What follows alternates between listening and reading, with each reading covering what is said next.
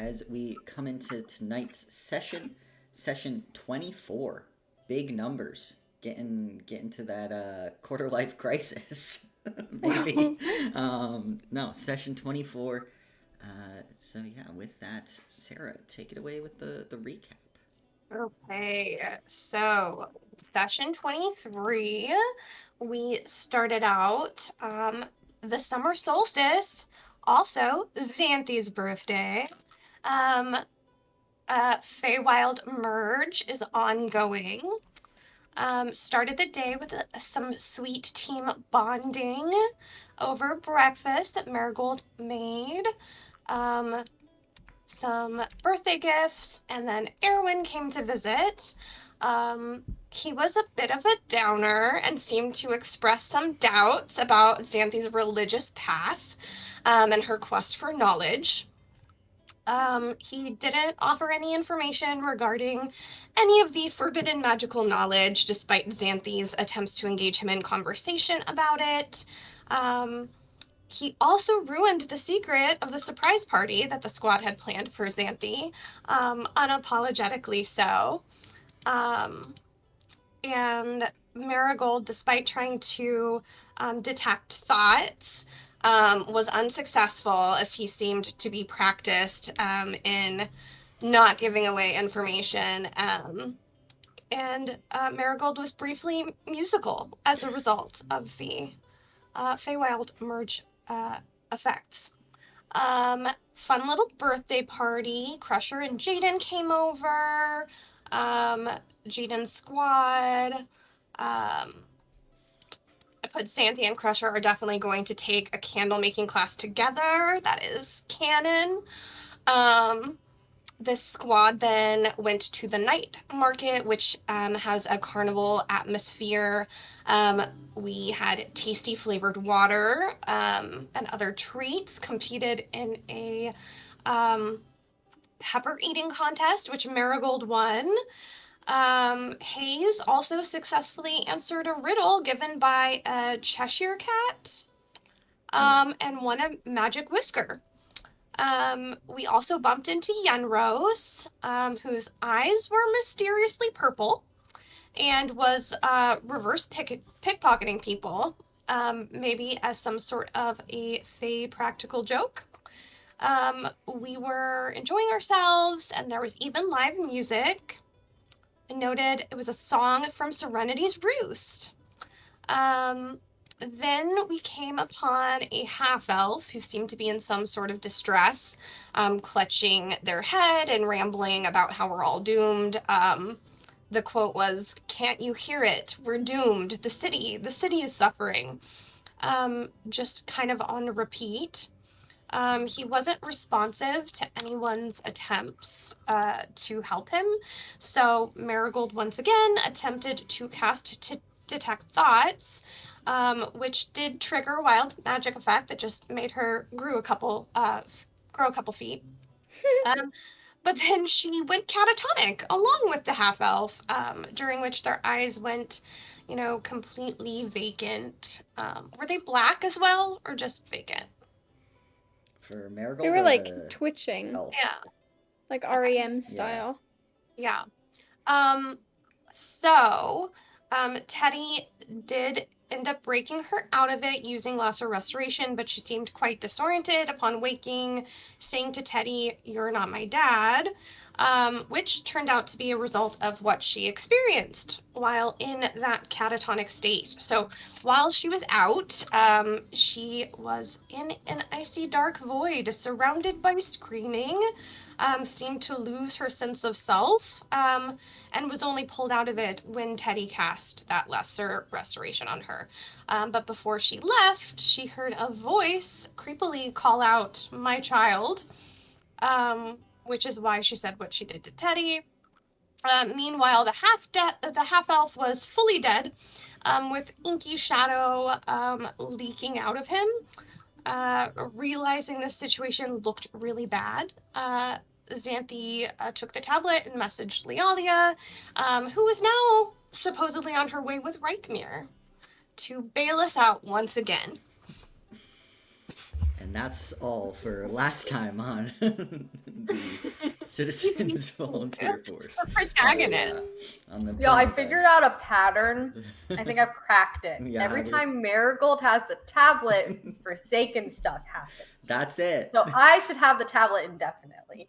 No! A man just died. Oh no! Except it is good and juicy. Love that. But yes. Anything else anyone wants to add from the, the last previous session? Don't think so. Did you cover that Anonymous wants to recruit Hayes? Was that last Essentially? session? That was the session before, right? It was the last session, right? Oh yeah, That no, was that was last last session. session. A lot happened last session. There's a Oh, lot. it was a lot. That was like one of the first things that happened. We covered a lot of ground last My God, time. It was Wow. like 3 days. It was so much. Wow, God, yes. Yeah, apparently that was a recruitment tactic, the letter that he's received. Being very passive aggressive as well. I Yeah. know. A test, perhaps. Yeah. Yeah. Oh, also Xanthi is what time Hayes cast ceremony around like noon, right? On her. Yeah. So Xanthi has it until noon tomorrow. Cool. Before. Yep. Good to know. Don't Good to sleep.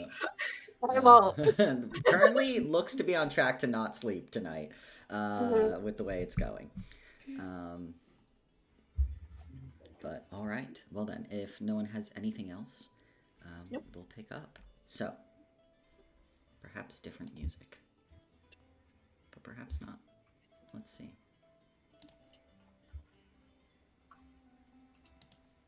Yeah. So, in the late night crowd of the all-night Summer Solstice Market, there is laughing and shouts of joy as citizens decked out in red and purple enjoy flavored water, games, and delicious food stalls. But at the edge of one street, near a kind of dark alley, the four of you anxiously wait the arrival of Lieutenant Lydia, having sent her a message regarding the body that now lays between you. At your feet, a young, dark-haired half-elf, black ink leaking from his eyes, ears, and mouth, and pooling where his head had hit the stone when he died. You can see that a few people are, a few passerby are looking, trying to be like, what's going on with this situation over here? But no one seems to kind of come over and interrupt or check on anything. It appears you have the situation under control. Whether that is true or not remains to be seen. But as you all are waiting for Lydia, Marigold, you are still 7 feet tall. And Teddy, who's helping Marigold, you currently have this kind of low, ethereal ambiance music going. The two of you are next to each other right now, and it's a real wild, kind of, Feywild situation going on over there. As Hayes and Xanthi, you two had been kind of tending to the dead half-elf as much as you kind of can, and sending that message to Lydia. So, as we come in, is there anything anyone is doing in this moment, or any way their character is behaving?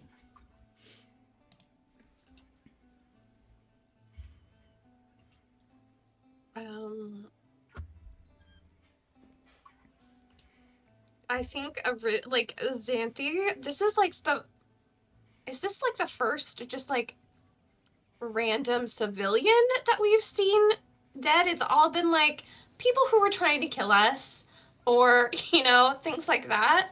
So I think she's like a little distraught. The optics aren't good either. So she's probably still just like sitting next to the body, like with the tablet, and just like unsure what to do. glancing at her teammates. Yeah. He kind of same. It's kind of what I was thinking too. Yeah.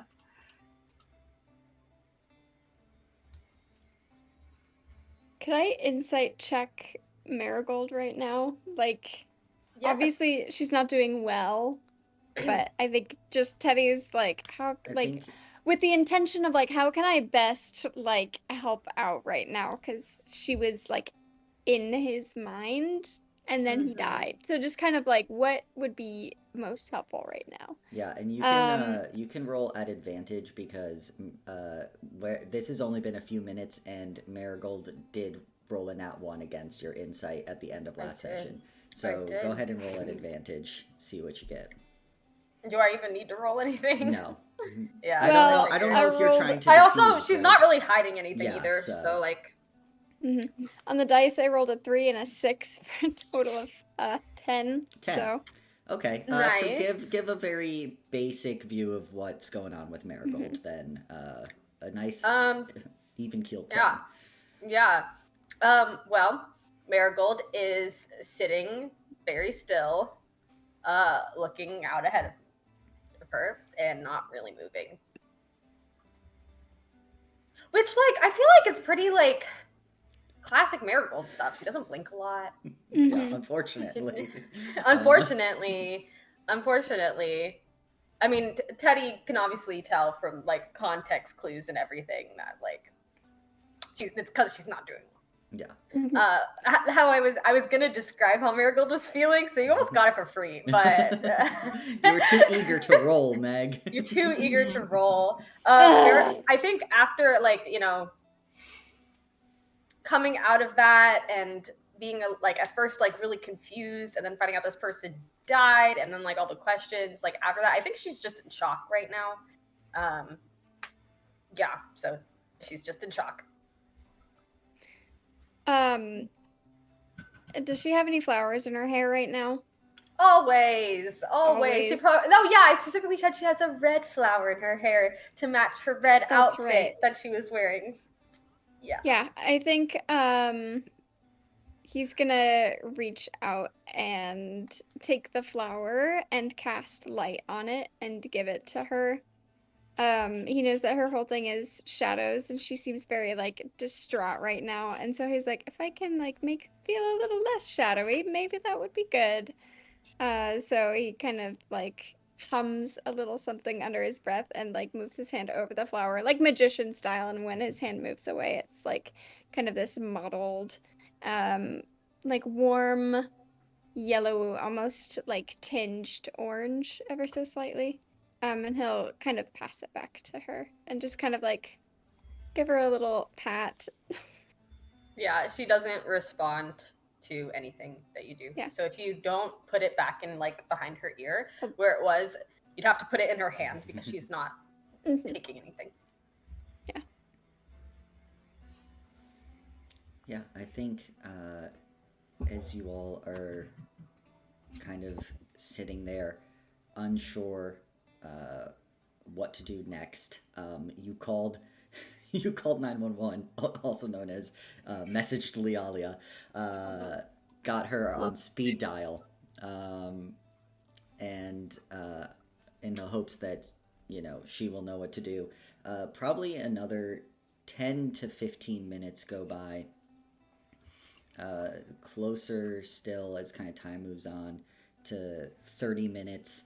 Xanthi, you're kind of like playing with the tablet, unsure if like you should send another message. I mean, Lialia said she would be here and she's never not been there. And finally, after this 30 minutes is up, you see Lialia come trying to move through the crowd. You realize now it probably took her a lot longer to get here from the schoolhouse. Presumably she was at the schoolhouse, that she's never anywhere else, because of everything going on with the night market and just the amount of people out.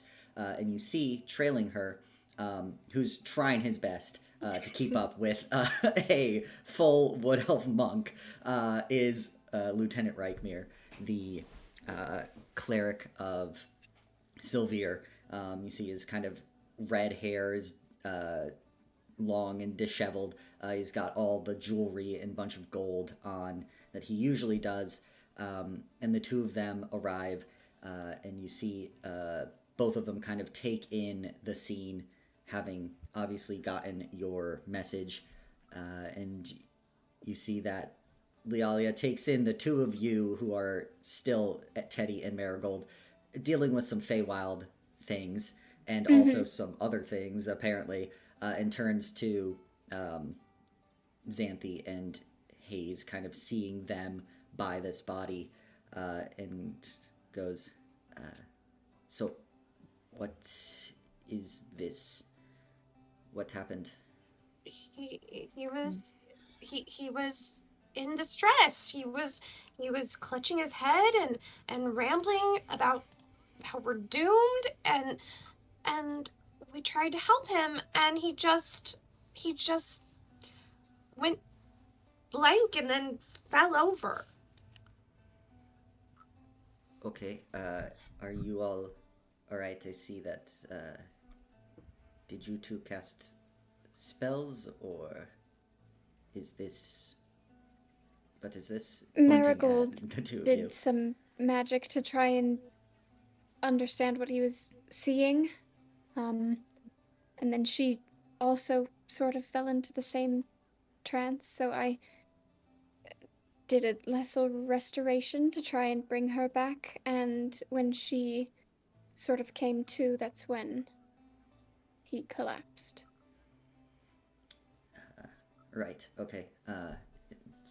You see gestures to Reichmir, and goes, Lieutenant. And you see Reichmir kind of heads over and starts essentially doing kind of a medicine check investigation, looking over this half-elf, as Lialia kind of squats down in front of Marigold and is like, Marigold, are you doing all right? You do not look so well. I think at this point, like, she doesn't even register or react to Lialia being there. It's just, like, staring in front of her, like, beyond Lialia. Mm-hmm. Let's see. I think Lialia might also try to do a medicine check. Wow, this is the earliest I've ever rolled dice as a DM. And it's not combat. Where are all my d20s? Literally, I put them all away. Crazy. Yeah. But where? You mean we aren't fighting something this session? No, that doesn't mean anything. That just means I didn't get them out yet. He was waiting until the break before the combat. Yeah. Over and I took all your d20s. So you could... Wow. Yeah, you see Lialia kind of like takes your wrist and does like, you know, the checking like blood pressure, all of like very first aid kind of stuff. And kind of looks Do I into have your a pulse? eyes. You tell me, Marigold, do you usually have a pulse? I think it's just really slow, right? Yeah, it's just like a slow It's very faint pulse. faint, Teddy yeah. found it. That's once. true. I was gonna say, if Doing a medicine Lialia check. seems alarmed, Teddy will also feel on her other one and be like, that's normal. And You know, that's kind of be that's like- really gonna make her As less her alarmed. GP, like, just As her Oh, GP. I love it. Oh. Yeah, you see that Lialia does kind of seem to have trouble, and when Teddy's able to find the pulse, she gives a little bit of like, okay, sure. Seen weirder things, you know, it's fine. Than people having slow pulses. I feel like, you know, what's it when your blood pressure's like, you're really healthy, your blood pressure's like really low. I feel like as a elf that's a monk, I feel like hers has to be, her resting like heart rate Insane. has to be so She's low. like a hummingbird. Yeah. But yeah. whale style. She kind of looks at Marigold as like, well, as far as I can tell you, seem okay, just perhaps not from whatever happened here, but does not seem that the effects should linger. So there's that. Lieutenant, and you see she kind of steps over and starts looking at the body with Lieutenant Reichmere, who Hayes and Marigold, you see, has kind of rolled him onto his back and is doing what he can to check for different things, very similar to what Lydia was doing. But you see Reichmere kind of turns to you all and goes, well, I'm no physician, but it seems he has had an aneurysm. His brain exploded. Not sure why, maybe spell or curse, maybe the blasted farewell merge. Poor lad. Is there anything you can do? Can you fix it? Bring him back? Oh, sorry. I can't fix death. Not when it's been this long, but... It's been half an hour. Yes, if it was within a minute, perhaps that would be different. But I do not have the ability to resurrect anyone. That is far beyond me. Hayes, you see kind of as Reichmere is talking, you all have met Reichmere a couple times now. He was in charge. He got put in charge when there was that tornado that came through and you had to kind of fix everything during the plane of air merge and kind of help people out. He's normally like a very boisterous individual. He's a dwarf. He's big into his god, and wears a lot of jewelry. He's big, takes up a lot of space, both in actually he's very broad, and also just personality. And he's you can see that like he is much more reserved, maybe exhausted, kind of run down. And you see he's definitely not his usual self. You can see the bags under his eyes as he's talking to you. He's like, well, I can take him to the Acolytes of Death, see they might be able to speak with him, figure out his family, get them some closure, but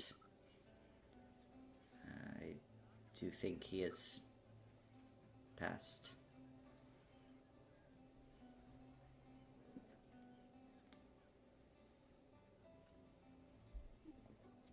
You see, as Reichmere kind of turns away, Lydia looks at you all. Well, I'm sorry that this ruined your solstice, but you did the right thing trying to help him. So, at least be proud of that. Lieutenant, this doesn't happen. People's brains don't just explode, and people don't just... He kind of looks around to make sure there's not like a huge crowd nearby at the moment that's listening in. Turn into trees. What is happening? You see she kind of looks down. I wish that I knew. I don't. And well, yes, it doesn't happen often, but we live in a weird world where the planes merge, and who knows, maybe this is something new we're going to have to deal with. Is it happening other places? Tratus, Comfort, Lumen? I could ask. I haven't seen any reports, or well, I haven't looked, but at the very least, we haven't been briefed on anything so big as affecting all the free cities. But then again, Old Haven has the most people, so we are most likely to have things happen. So, is that it? What are we supposed to do? I mean, that, yes, that is it. I'll take care of this with Lieutenant Reichmir. We will take him to the Temple of the Death Acolytes and see that perhaps family can be found, or if he had none, they will bury him or give him a proper funeral. And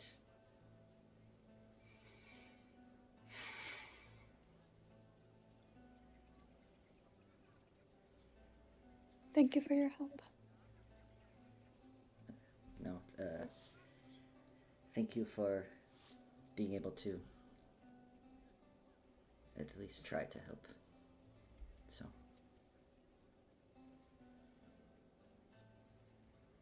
can't always save everyone.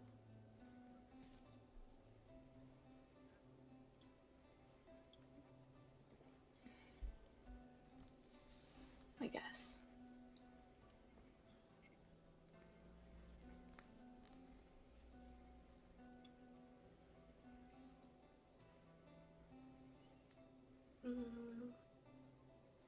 Okay. All right. Then we should leave this to you all. And Xanthi's gonna glance at Marigold, who's still, I'm assuming, zoned out. Mm-hmm. It's like, okay, all right. How about, and she'll get up and she's gonna walk over to Marigold and she's gonna kind of take you by the arm and be like, why don't we all go get some water? Like, maybe some flavored water, you know? Just, we should just, like, leave here. Yeah, you see, as you kind of go ahead and go over to Marigold, you see that Lialia kind of turns to you all and is like, take care of each other. And I will see you all on Monday. Yes. Yes, Lieutenant. Good evening. And she kind of turns back to Reichmir. You see she pulls out her tablet, gets to messaging. That woman's probably got every person's contact that's possibly important in Old Haven, and starts kind of arranging. You see Reichmir has kind of gone and found like maybe a cloak from someone, or like a kind of, stuff like burlap that's been used to wrap something, and just kind of laid it over the individual, so at least people are not looking directly at the dead body. And now that the two of them have arrived, people are giving it a wide clearing, as both of them, while I wouldn't say are like household names, they are very obviously like heavily armored and like wearing their accoutrements of the volunteers.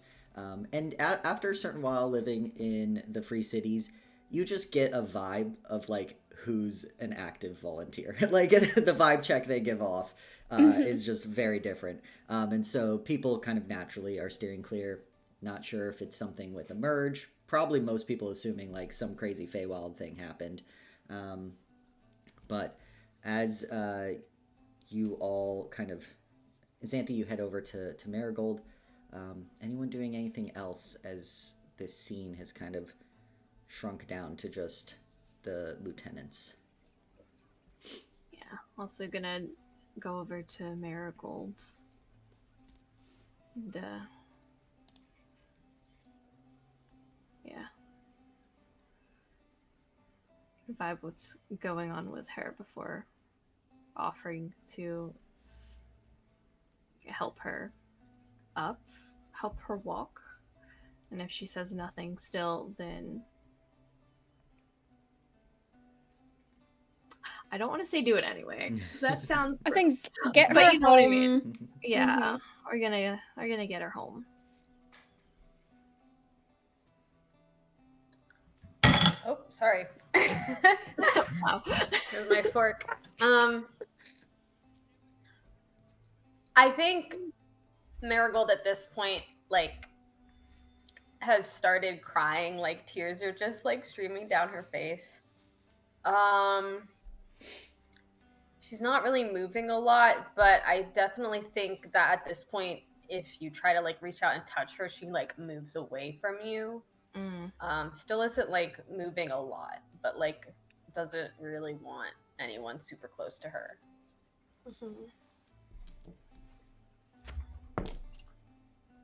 Okay. I think like Xanthi would try like a coaxing a spooked animal. You know, like it's just like kind of softly speaking and like just kind of probably rambling a little bit, just like chattering and being like, oh, you know, like let's, you know, why don't we go home and like we can like get some water on the way, and you know, she's probably talks at length about the flavors of the water, trying to just like kind of bring like just be like a calming presence to try and be like, this is a safe space, to try and calm Marigold a little bit.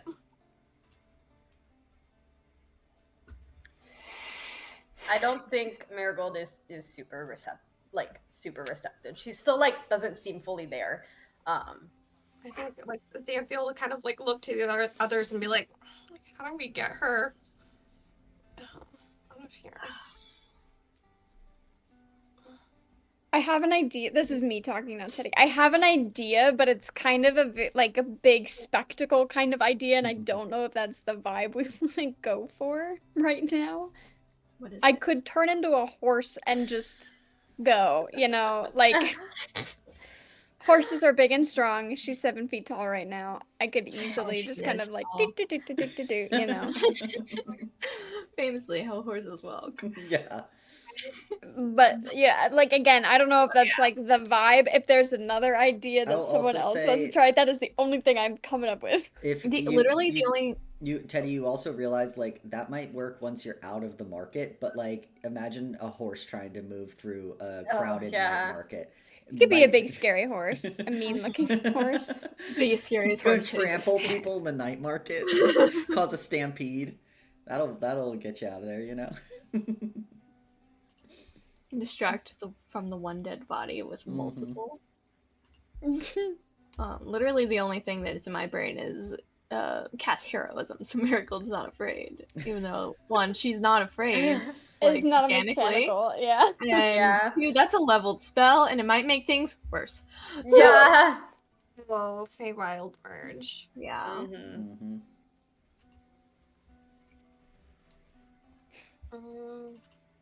So I'm looking at all the stuff I have right now. Do the two of you want to try and clear some sort of way? Yeah. Yeah, we can do that. How are we going to get her to? I can turn into a horse. Okay. Is she going to get on the horse? Voluntarily? Marigold, do you want to ride a horse? Would that be fun? Marigold does not want to ride a horse. Do you want to go home, Marigold? I think after a pause, she does nod her head. But she's still like frozen up, and I think you can tell that it's because she is worried about being around a lot of people. Mhm. She's not really sure how to leave. We're in kind of like a little alleyway. Is that right? Mm-hmm. Is there a back alleyway we think we could get? At least out of the main Give me a thoroughfare? little investigation check as you kind of poke into this alley and see where it goes. See if it's a dead end or not. Please don't let me down. Okay, that's decent. Investigation, an 11. 11. You kind of wander into the alley and realize that it kind of like backs up against a few houses, and you might be, or like a townhome kind of vibes, and you might be able to kind of like open someone's side yard and like cut through there, and that would get you into another street that would be kind of more free of people, but you might have to do some trespassing. So Okay. I'll do that. I've got my neck thing, my little ascot. yeah, I got my badge. volunteer I brand. can Yeah, trespass. I'll do it. Yeah. Okay. Okay. So, coast is clear? Oh, see, We'll make it clear. come on, Marigold. It's fine. Offer a What's hand. the what's the spell that like amplifies your voice? Is it thaumaturgy? Mm-hmm. Okay. Is that one that Xanthi has? No. Or does she have prestidigitation? Because I get them mixed up. Prestidigitation. She has the wizard hand. Sorry. Yeah, Okay. but you do all see with Teddy's report back that you could probably avoid a lot of people if you cut through the townhome yard. Okay, yeah. And then once you're free and clear, perhaps Marigold will feel better. Ish. I'll lead the way. Cool. Marigold doesn't let anyone touch her. She kind of like, I guess, trails behind. And I think having like come out of nothingness into a body that's 2 feet taller, I think she's having a little bit of That's trouble fair. moving. That's, yeah. We're not moving very fast, and probably like almost trips over herself a few times. It's okay though, you can follow the sounds of an ethereal Teddy. That is true. A homing That is beacon. true. Could He's I like also elevator music. Keeping offer you calm. you my quarterstaff as a walking stick to kind of help with that a little bit? It looks so small When- in her hands. It's weird. She's not that tall. So tall and impressive. Because she Few doesn't. inches She apart doesn't. now. She doesn't just get taller. It's like everything gets bigger. It's like you just dragged the little side of an image. The diagonal box. The diagonal Mhm. box, not the Mhm. top. So like, yeah, but the walking stick is, which it's now a walking stick. It's not a quarterstaff anymore. It's like a little walking stick. That's so funny. But yeah, you all are kind of able to cut through the yard and into the other street. Luckily, the house is dark. The townhome is kind of dark. No one is there, it seems. They probably are out at the night market. But you cut over into that street and are able to quickly take a few more streets to really get away from the main crowd of people, or even people going to the night market, because it's all night. So, you know, some of the more rambunctious teens, they're like only showing up at midnight to start causing mayhem and blame it on the Feywild merge, but it's definitely just teens being teens. And yeah, as you all are kind of heading your way back to the Malraki Villa, Marigold, what are you kind of doing? Just walking with the walking stick? Is there anything else as you're kind of zoned out of it? Oh yeah, she's just walking with the walking stick and crying. Oh, okay, good. Yeah. Just Following, scrolling. yeah, you have someone 7 feet tall crying, following faint ethereal music, and then kind of two cleric and a paladin looking like bodyguards to the side. It's a sight. Don't know what that is, but it's a sight. No one's gonna ask. No, they're not. That's true. Absolutely not. That's true. I'd say by the time you have made it out of Center Market, back across Sylvier's Crossing, and into Ivy Walk towards the villa, Teddy, your faint ethereal music has kind of really started to die down. It's like barely audible now. And Marigold, you take one step, and then all of a sudden, you are back to barely 5 feet. Thank God. Thank God. I feel like I'd be so embarrassed if Zarius saw me like this. Oh, Oh no. he would love you even if you were large. He'd love you even if you were 7 feet tall. Mechanically. Mm-hmm. You better. Still, it would be embarrassing. But yeah, so you. Oh, so it's embarrassing to be a tall guy with. No, it's embarrassing to be a so tall woman. visible. Yeah. Is it? But well, I mean, magically and I don't know that. I feel like that's embarrassing. Yeah. So no, you take a step, and then all of a sudden you're like smack your like leg or foot really hard into the ground because suddenly your stride shortens. You stumble a little bit, but hey, you got the walking sticks. You're able to catch yourself. And now it's back to a quarterstaff. But the kind of while the Feywild merge is still happening, you can see that purple sky and the kind of aurora borealis lights flowing over the city. You too are no longer under the effect of the wild magic surge. As you get back to the villa, what's everyone kind of doing? Seeing how's Marigold looking? Has her demeanor changed any over the walk in the warm summer air? Mm-hmm. Has it done her any good? No, I think she's like definitely like come out of her shock by this point though, like, and especially being back in her body as she remembers it, you know. Mm-hmm. I think that also helps too. But she's definitely like still like crying, just still kind of like a mess. Yeah. As you've all kind of made it back home, what's everyone doing?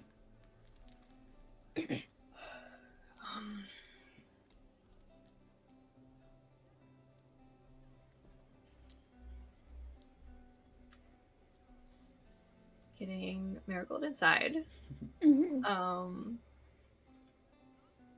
Seeing kind of where she starts to gravitate, if she like decides to like sit on the couch, if she goes to like the pool, if she goes upstairs, whatever. I think that kind of depends on that. I think Marigold like becomes more alert when she like walks through the front door into like the living area and like looks very like panicked before just kind of like rushing up the stairs and going into her room, grabbing Crouton, huddling up under a blanket.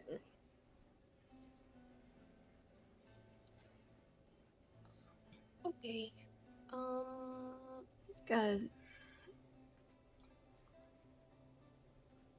Xanthi, do you Yeah. want to bring her some water, tea, something? Tea would be good. She likes tea. I don't know if she'll drink it, but I guess it's the thought that counts. She'll make a little tea tray, and she'll try and like find whatever like little cookies or treats might be around, and she's like, okay. That's her little tray that she'll bring up, and she's just gonna like try to be quiet, like when she's coming in. Probably she isn't super silent. Marigold definitely. She's just trying not to like clomp in there. You're still in heavy armor, so yeah, medium armor. Oh, She medium wears armor. medium Okay. armor. I'll have you know. Yeah. The chainmail. Yeah, exactly. Or it's scale Scale mail. mail. But still. She's just gonna like go and like set the tea tray by Marigold's bed. And even if Marigold is like covered up, she's just gonna like speak gently and be like, I just brought you some tea, and some treats in case, you wanted some. You don't have to have them, but just, in case. Do you want company?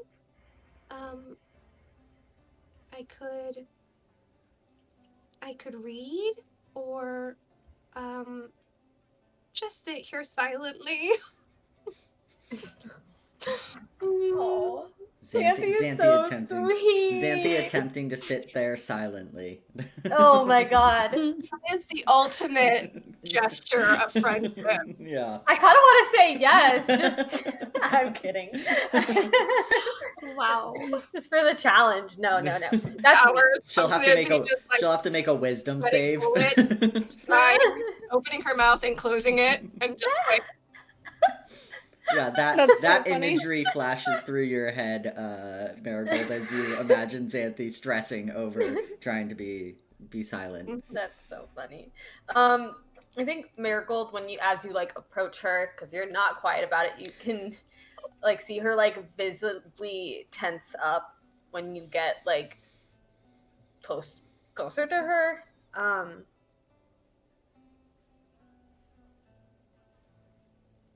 No.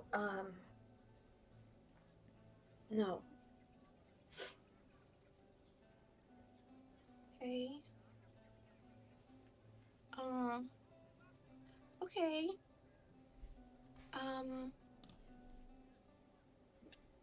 Please leave. Okay. All right. Well, feel better. And you can tell in Marigold's voice that she sounds scared when she says that to you.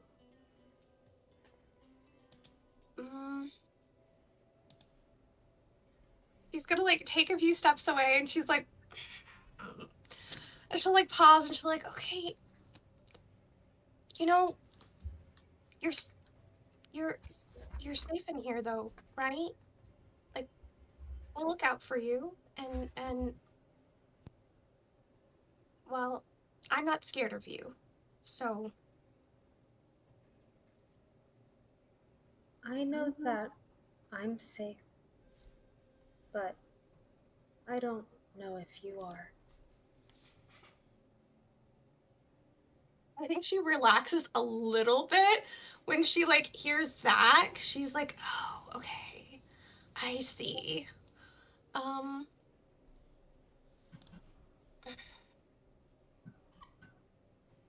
Well, that's true. Morgan, you made me break character. That's true. We almost got murdered in this room not too long ago. There's a few blood stains that, like, they're there. Despite how much Marigold cleans, there's one right in front of the door where you're standing. A guy got eviscerated. Oof. Okay. I think Xanthi just like kind of like comes to a decision, changes into PJs, grabs a book, and goes and sits like in the chair like adjacent like to Marigold's bed, and it's just like, well, I'm not worried. Xanthi, please. You're not gonna hurt me, Marigold. I don't know that anymore. Well, if you do, then it's a good thing I'm a cleric. And I can heal people. So, really, there's nothing to worry about. You can't bring them back if they're dead. I don't think that was you. There was something going on, and that wasn't you. You tried to help, and it just wasn't possible tonight. But that's not you.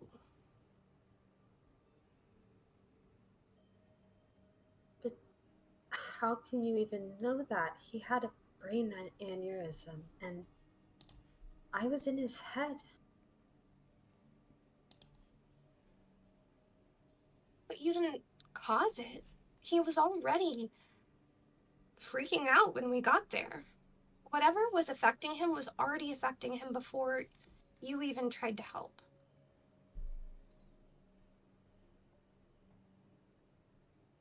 So it doesn't really make sense, right? Does Marigold know that the guy also froze up when she was doing the detect thoughts on him? I don't think I would have said anything. Yeah, I don't think it personally. got brought up.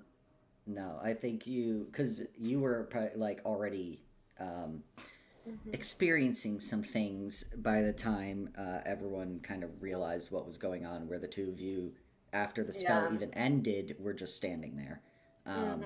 So I don't think. I don't know if she knows. Okay. Yeah, he was going through some things, and he wasn't doing well. So, I mean, to me, it looked like whatever happened to him was unrelated, and you just were swept up in it as an unfortunate side effect when trying to help him. You can't blame yourself for that. But then how do you explain the ink? Well, I mean, you can't be the only one with magic that looks like that. We don't know what was affecting him, but it was definitely something else.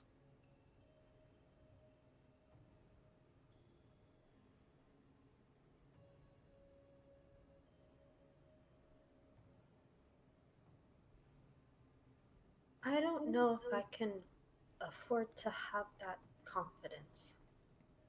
Well, then I'll be confident enough for both of us, okay?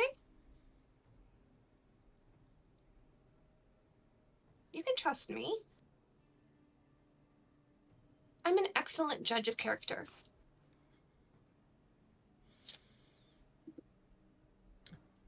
Oh, I love Xanthi so much.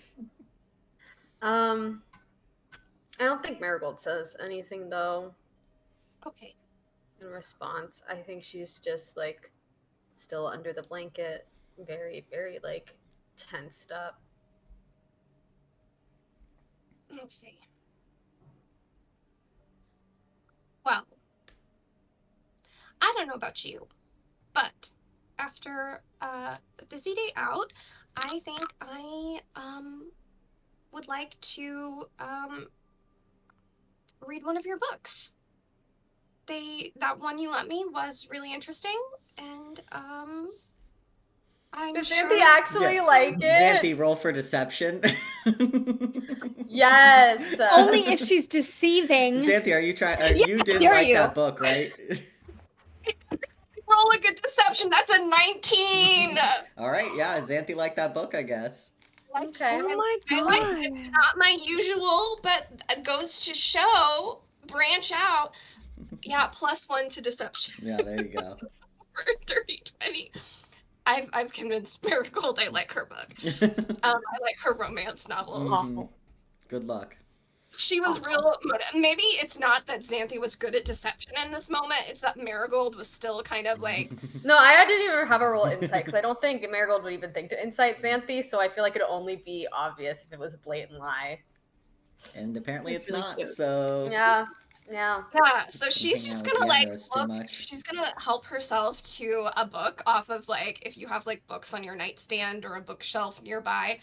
And she has now just like moved from the chair and she's just going to sit on the edge of like the foot of your bed and just kind of like sit like crisscross and just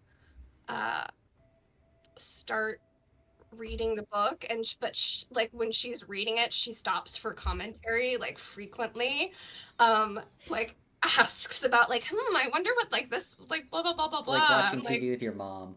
It's like, who is this person? 100%. What are they doing? Why are they here? And you're like, I don't know. I haven't seen What? this either. I wonder if this person is going to like, and is this? I bet this person is going to be falling in love with this person. Like, let's see if I'm right. Like, it's a lot of like, not just like reading the book. As Xanthi kind of sits there and reads to Marigold, Teddy and Hayes, the two of you can kind of hear, not exactly the conversation, but you can hear talking. And I do think after a while you can hear what sounds like someone, reading to someone. There's a kind of pace of wording when you read. And I don't think Xanthi probably shut the door when she came in, or Marigold. So as you two kind of are maybe in your room, what are you doing? Are you just staying in your room, seeing, checking in on Marigold, talking to each other? What's the vibe? I mean, like the reason that he's had Xanthi go bring Marigold a tea instead of just doing it herself is because they're like, well, if there's anyone Marigold's not going to turn away, it's going to be the person that also lives in that room. Tried. So, and it sounds like it's going all right, and as much as they do want to go check in on her, also don't want to like overwhelm her with too many people. So I think his is hanging back for now, but still keeping Marigold very heavily on mind, where she likes to be, apparently. No.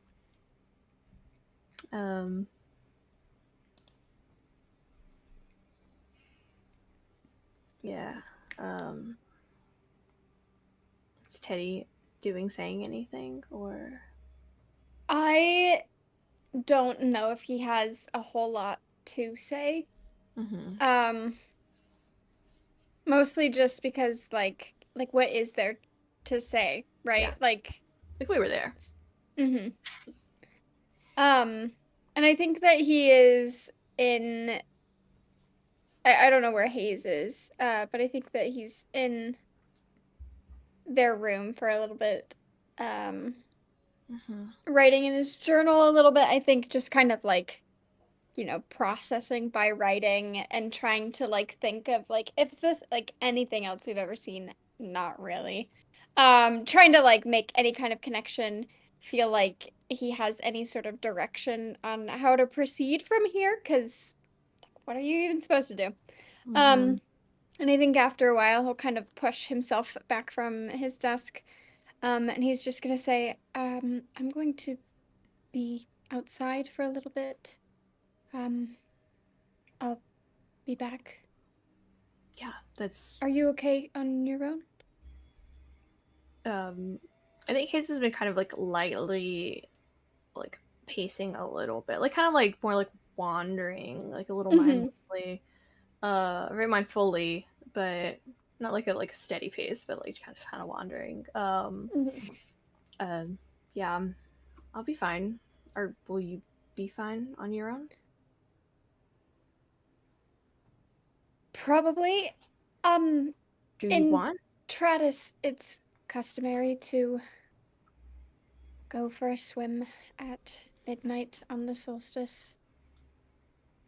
And I don't really want to, but also I mean, I can swim if you want someone, just in case.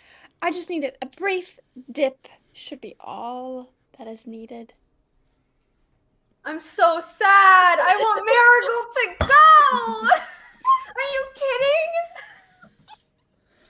No, she has to be traumatized. It's Ted. I miss out on the simple joys. The simple joys of taking a midnight swim. Yeah. Yeah. What do you want? I'm hopefully not drowning. Oh boy. Sorry. Yeah, I think he'll kind of gather like a towel or whatever, and he's gonna like very much like he doesn't seem excited about it, but you kind of get the sense that like, oh, that's like the tradition, and it seems like at least Teddy's family was pretty rigorous about that. So I think he's gonna kind of plod downstairs, and he's gonna like avoid it for as long as he can. He'll kind of like play with Olive for a little bit, you know, and like really just like not wanting to, but he's going to eventually.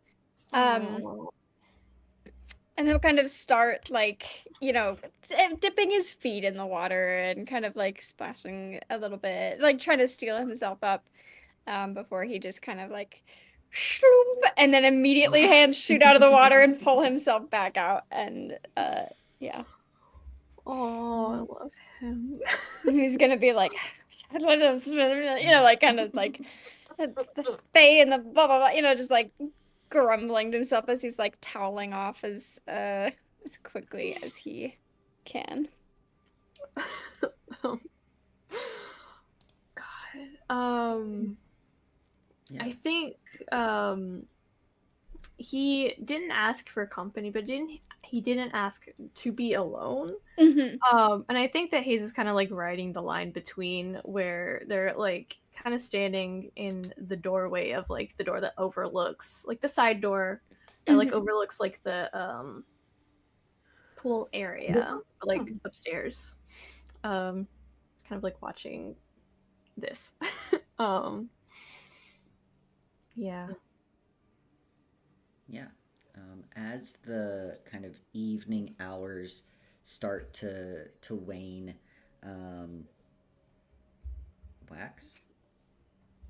As the evening hours start to move closer to early morning hours,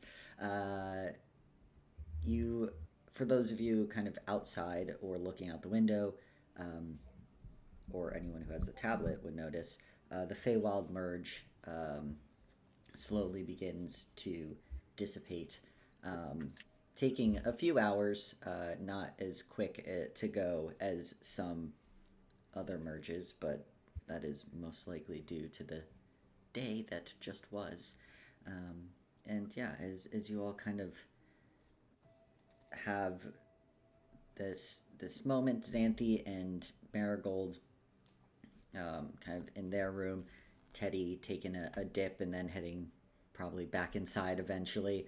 The kind of weight of the day, it has been a pretty long day. Lots of things you all did gets to you. Is there anything else that anyone is doing before heading to sleep and enjoying Sunday and the rest of the weekend? There's something I'm doing. Does Xanthi go to bed, or does she just fall asleep in the chair next to Marigold, like mid sentence or something? I feel like Xanthi is a girl who can fall asleep anywhere. So she had moved to like the foot of your bed where she was like sitting, like reading, like cross-legged.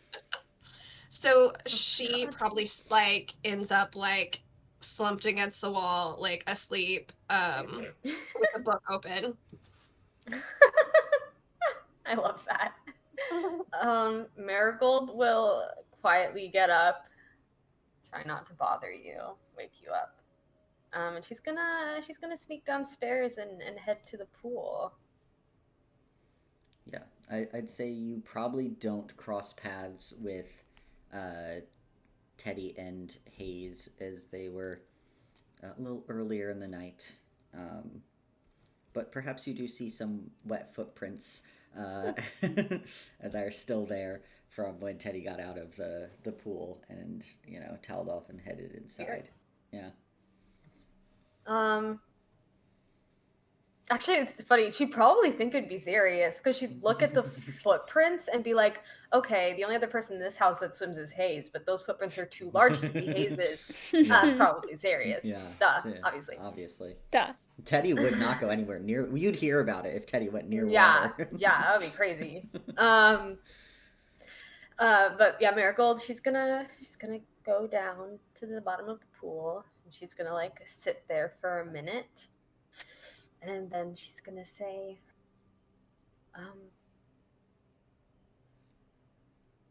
Forsaken, did you talk to me tonight? I just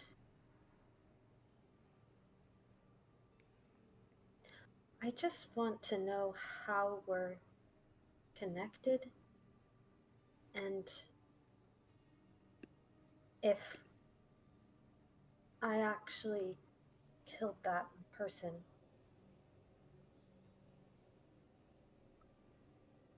Or if that was you. And that's all she says.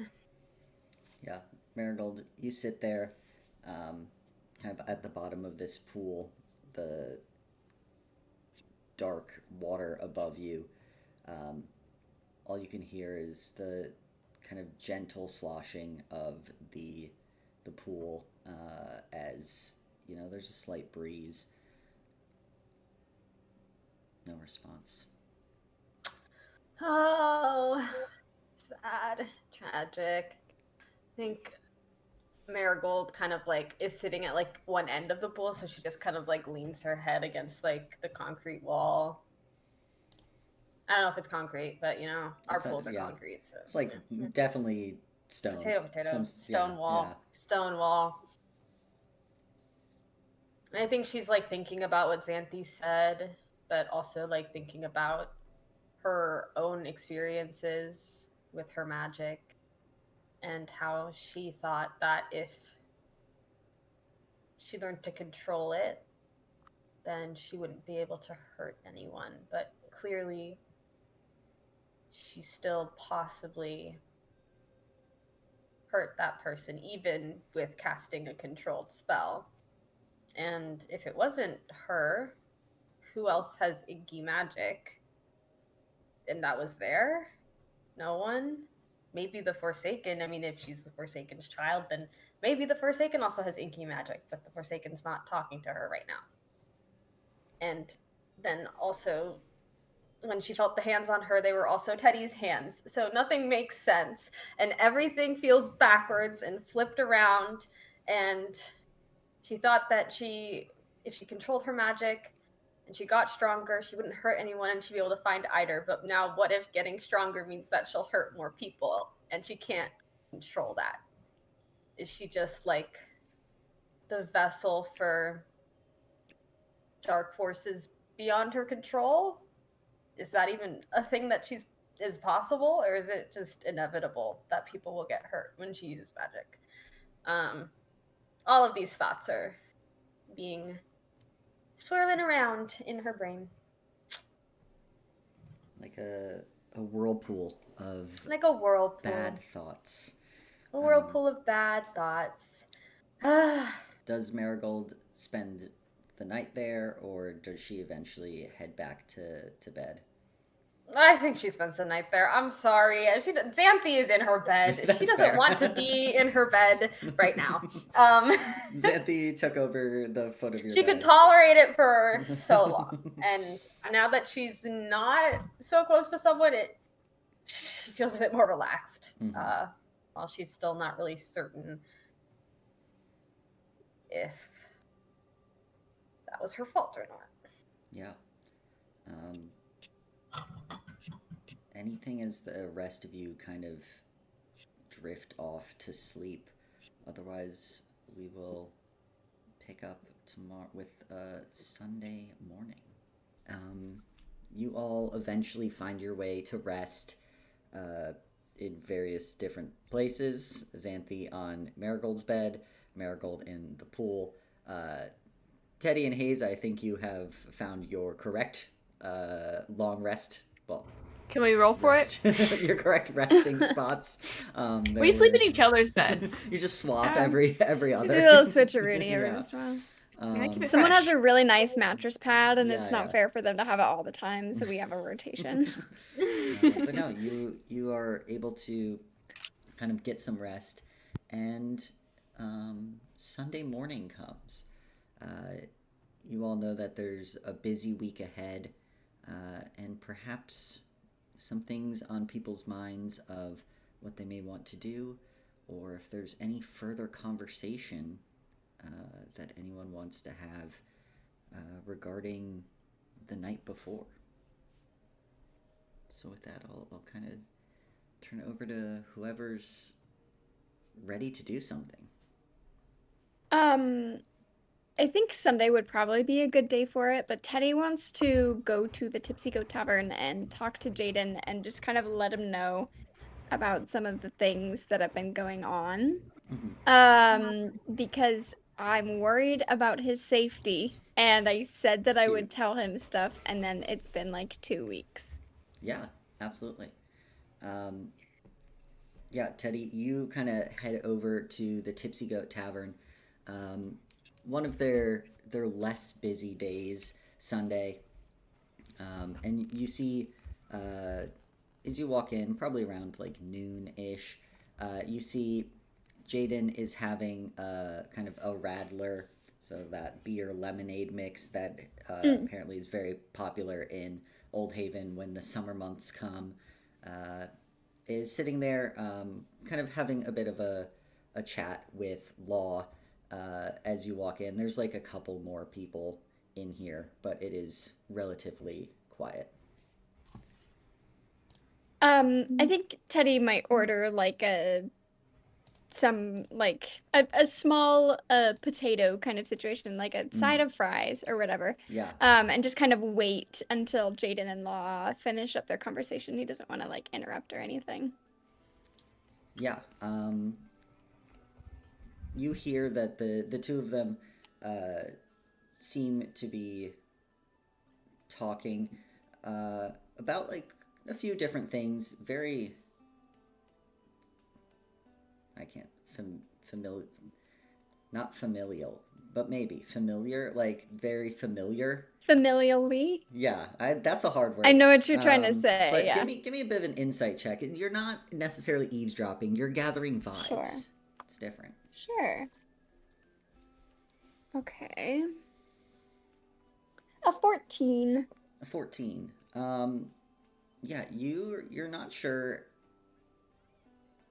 You're kind of catching the vibes and realize that if Jaden had just become like the sponsor of Law, they probably wouldn't be this close. There's definitely something with this relationship that goes beyond the past like 2 months, 3 months barely at this point. They're talking about things that are like way too in-depth that you would be talking to someone with that is just your sponsor for a few months.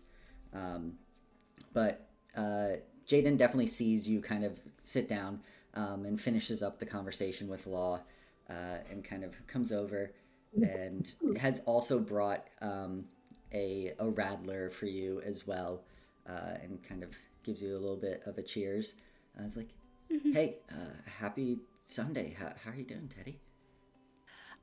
I'm doing all right. How are you? I mean, everything with the with commitment night and everything. It's been a wild couple of weeks. how have you been and your crew? Oh, yeah, no, we're doing all right. Kind of excited for the start of the new kind of training regiment coming with after the solstice now. So yeah, I think Yes, it'll you're be exciting. training with whom again? Oh, Lieutenant Derek. So Mm, yeah, and that should be very exciting. yeah, I think is it Lieutenant Ashira? That's the ranger druid.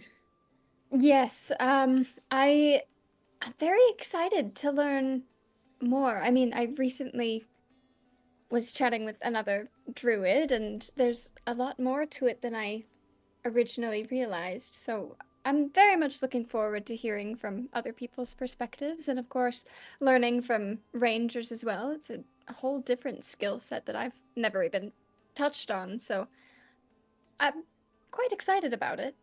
Yeah, no, it's exciting because Russell and I are going to be training together, so that'll be fun. Oh, that will be Um, yeah, wonderful. but uh, yeah. So where's the rest of your gang today? They're taking a nice day of relaxing. But I wanted to. I suppose I should have messaged over the tablet, but I'm not sure when you have it and when someone else might. I mentioned briefly at commitment night that there was quite a bit that I haven't really told you, and I was wondering if now would be a good time. We could take a walk. I can fill you in on some of the things that I've kept up until now. Oh, yeah, sure. Yeah, let's go for a walk.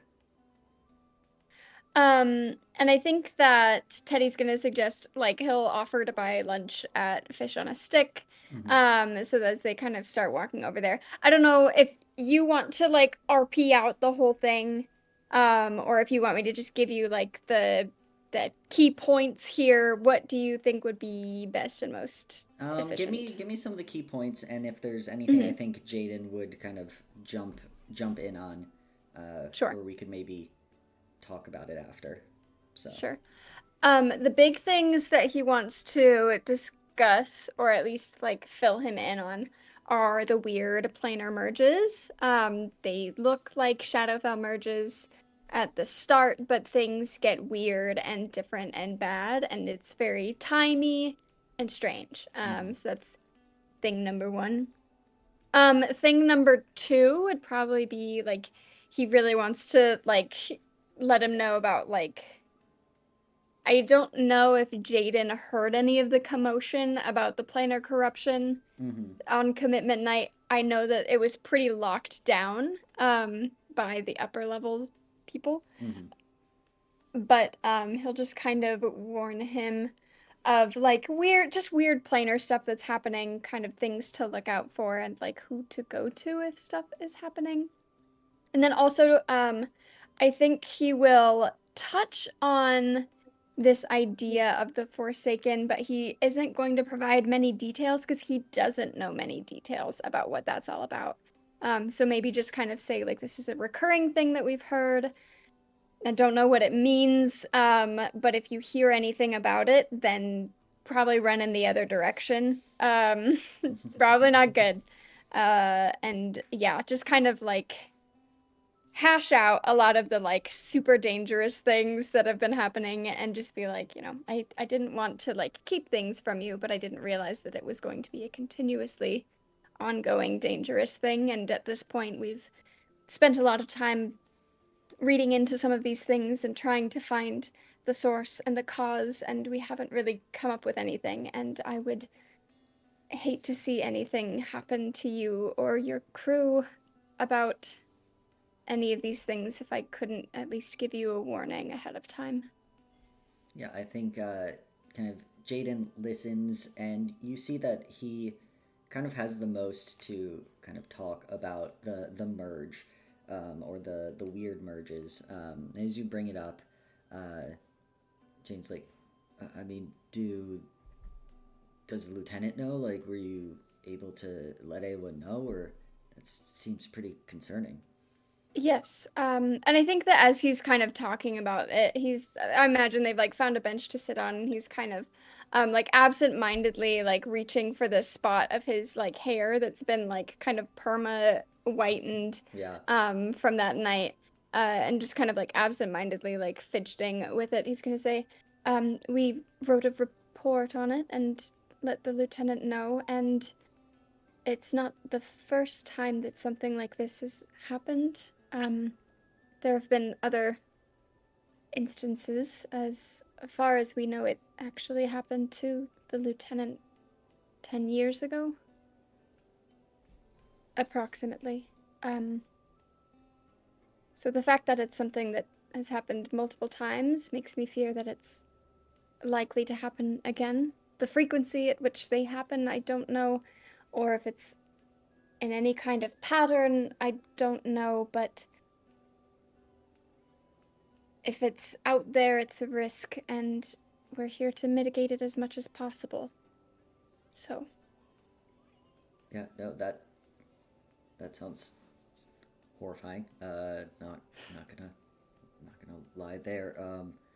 But no, thanks for letting me know, Teddy. And you know I got your back. I mean, if you ever need anything, so just let me know. mhm. I could probably drag Russell along too. He would be down for a fight, I'm sure. Mhm. I hope that whatever it is keeps far away from anybody, but I'm very, very grateful to know that I can rely on you. Again, I apologize for keeping things secret. It wasn't my intention to deceive. I just thought that I don't know what I thought. It's speaking of it brings it back around or whatever, but I don't know. There's something happening, and the more people, I suppose, that know about it and can keep their ears out for it, the better. Yeah, no, definitely, I agree. So, uh, we haven't seen anything really like that at all during any of the jobs we've done. So, but I mean, like you said, that's maybe a good thing. So maybe it'll stay that way. So And once he gets to a point where he's finished explaining, and if Jaden has any other questions, he'll answer them as truthfully as he can. I think he'll just try and be like, okay, well, now that we've got that out of the way, let's relax and hang out, because we haven't had the chance to do that like one-on-one in a while. So I think they'll yeah, just have a nice walk, get some fish on a stick, maybe go to the Outlook, whatever. Like if hmm Jaden has any like cool hangouts or whatever, he'll be like, yeah, whatever. Just spend some time together on a little impulse date. yeah. I think Jaden shows you kind of a spot where if you can you can kind of climb over a part of the wall near the outlook that uh, is starting to not break down, but it's shorter than the rest, and you can kind of get on this narrow path.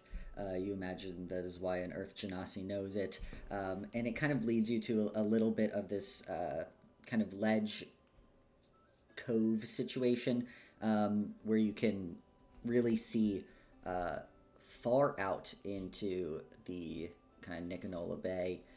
And as you're looking out, seeing on the horizon, the two of you can kind of just relax as the warm, I almost said winter, warm, wrong season, warm summer air starts to pick up a little bit. You can feel the humidity, and you're not sure if it's going to be more or less humid here than Tratus, because Tratus gets quite humid, and you're hoping that the breeze off the bay will mitigate that a bit. But yeah, you're able to have a kind of nice, relaxing afternoon with Jaden. He doesn't ask too many more questions that really you wouldn't have been able to easily cover, just about when it was, those kind of things. So Yeah. I think also before we move on to something else, I think Teddy probably would ask, like, in a not to pry into your personal life at all, but while I was waiting for you, it seems that you and Law are a lot closer than I would expect for having just met a couple of months ago, and I was curious. I know that you're from Old Haven. Is there some kind of connection there before he became your sponsor? Oh, yeah. When I kind of became strained, I hate that word. It's hard to say. That's both Jaden and me. From my father, I kind of started working at the Tipsy Goat Tavern, just bartending and trying to make money and make ends meet. And yeah, Law's always kind of been like a father to me. So when I saw that he was sponsoring, I would have had to probably fight you all for it, not gonna lie. So I'm glad you found your sponsor and he was able to be mine. So yeah. From everything that I've seen and heard, he truly is a remarkable man. You're very, very lucky to have him. Yeah. And I know that he's very lucky to have you too. He's great. So you see Jaden kind of like looks away a little bit, tearing off a little bit. Oh, I'll change the subject to something else. Mhm. And yeah, I don't think I have anything else to say or ask or share. So I think they just have a nice afternoon together. Yeah, I think as maybe you all kind of start to head back towards maybe the Tipsy Goat Tavern, drop Jaden off at home, wanting to extend your walk, kind of head through Woe Park. And at some point you feel kind of Jaden's hand brush yours a little bit, and as he grabs your hand.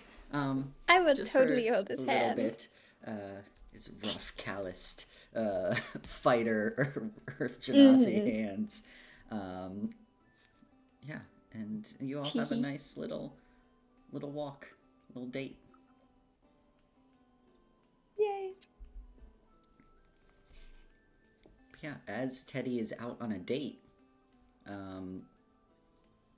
what's the rest of the household doing on a Sunday? Xanthi Question. or Hayes, anything specific, or just kind of getting ready for the week? You all know that this free day is the new kind of class schedule, but you don't really know what that means, other than you're going to be hanging out with the similar classes as yeah, what is that word? Yeah. I was like, yeah, similar. I was like, we'll move on. Cut that This out. 3 days also Hayes' birthday. There are 2 birthdays I this thought week. your birthday's on, Exactly a week after Xanthi's. which it was on Saturday. Oh, is it? I looked on the calendar. Pretty sure it was Saturday. You would be correct, but because you put. It's because you do the weeks weird. It's the proper way. It's Old not. Haven. It freaks me out. I'm so sad that you have a test on your birthday. Oh Yeah. yeah. Rough. That's so So yeah, rough. you'll be having your new kind of class stuff, and then Hayes' birthday on a Saturday, which, I mean, get the test out of the way, and then cool, you have all day. So yeah. Yeah. But You're not gonna fail me on my birthday, are you? Better study up.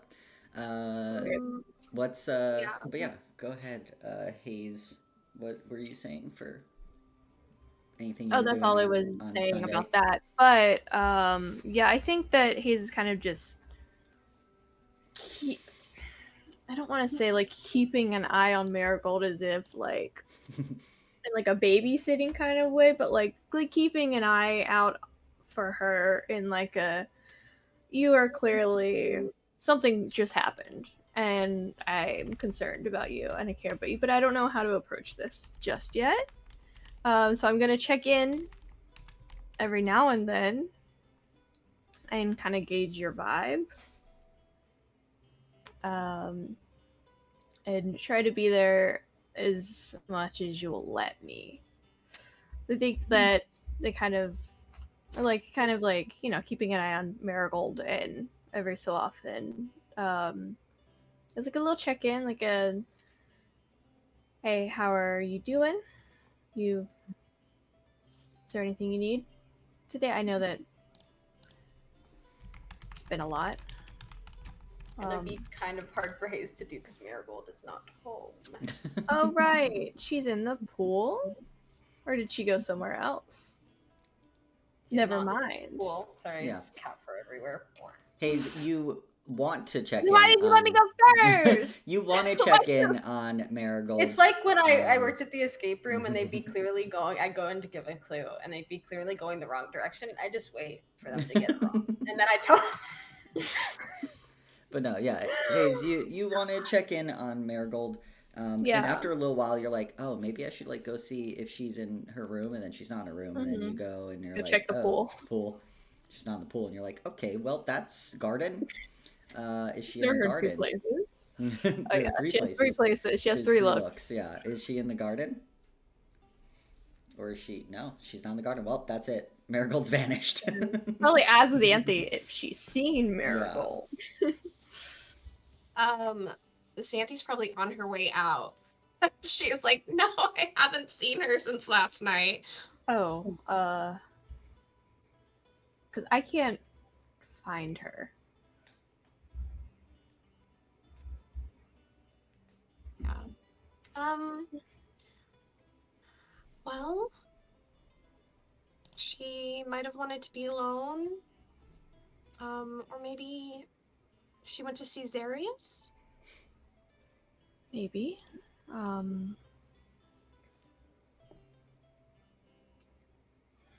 Yeah. Let's hope that she's okay. You know, I'm sure she can take care of herself. Yeah, she can, but she doesn't have to. I know, but I mean, if she wants space, then I guess she'll come back around. Yeah. How are you doing? Like, I know after everything that happened on your birthday, that's... You okay? Yeah. I'm okay. I try and let go of what happened yesterday, you know? Not really, but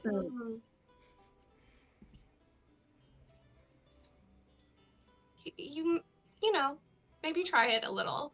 It's, you know, helpful in maintaining a positive outlook on life. yeah. Speaking of, Agree. I'm gonna go to book club, and I'm gonna make candles with Crusher. Do you want to come? I didn't really have anything to do. Sure, yeah. Great. I mean, is this like a cleric thing? Well, it's like I'm technically it not is a thing, but you're still welcome. You can. okay. You don't have to be a cleric to make a candle. I guess it's true. Yeah. Did you get that out of like a book or something? That sounds like something that would be in a book. No, that's 100% just me. Maybe you should write a book. You know what? Funny you should say that, but I have thought about it. My dad is an author, so. Oh, that's really cool. Mm-hmm. Like what kind of author? Like I don't think I've. Something that you would have read. He's not widely known. His interests are rather obscure, but he's so smart.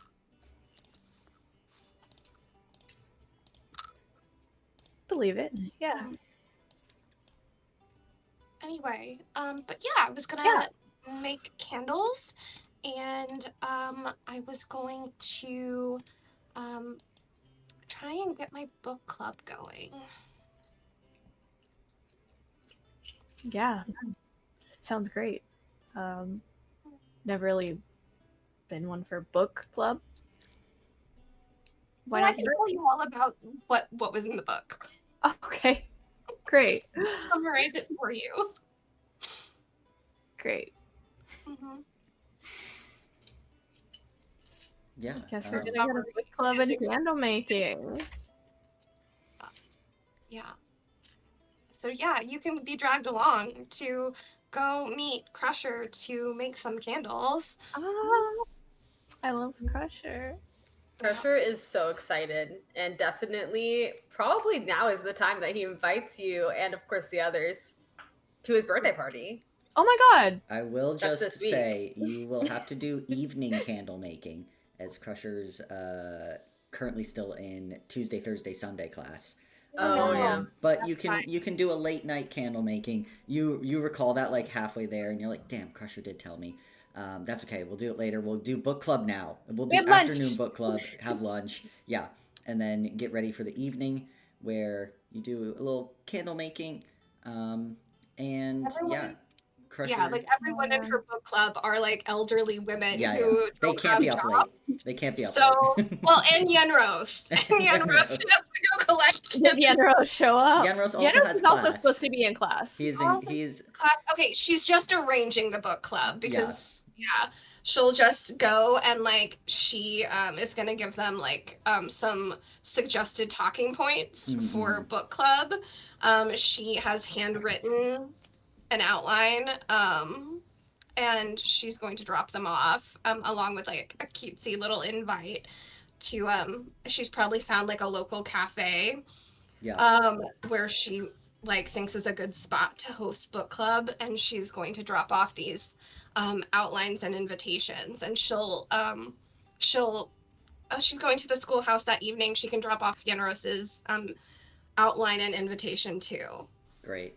Yeah. He didn't know he was gonna have homework. He didn't.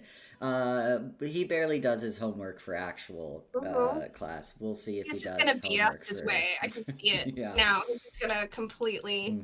He's just gonna lie, and then half the group is gonna think that's what the book's about because his deception's that good, and they're gonna be like, I don't recall that being in the book, and he's like just deceiving old ladies. Classic. Oh my god. But yeah, Crusher. His birthday is on Wednesday. Yeah, Crusher's doing a rager of a birthday bash on his birthday. Is inviting Xanthi, Hayes, Teddy, Marigold, and Zarius. But he figures that he would just say it now because that's the best time. Yeah. Because you're already there. You're already there. There you go. Cool. Okay. Well, yeah, that's what you all are up to on your Sunday. Marigold, where'd you go? I went to Zarius's house. There you go. Yeah. How did? Who could have guessed? No one. I think she gets crouton and like kind of like walks up to the door and like quietly knocks on it. Yeah. Again, a few minutes go by.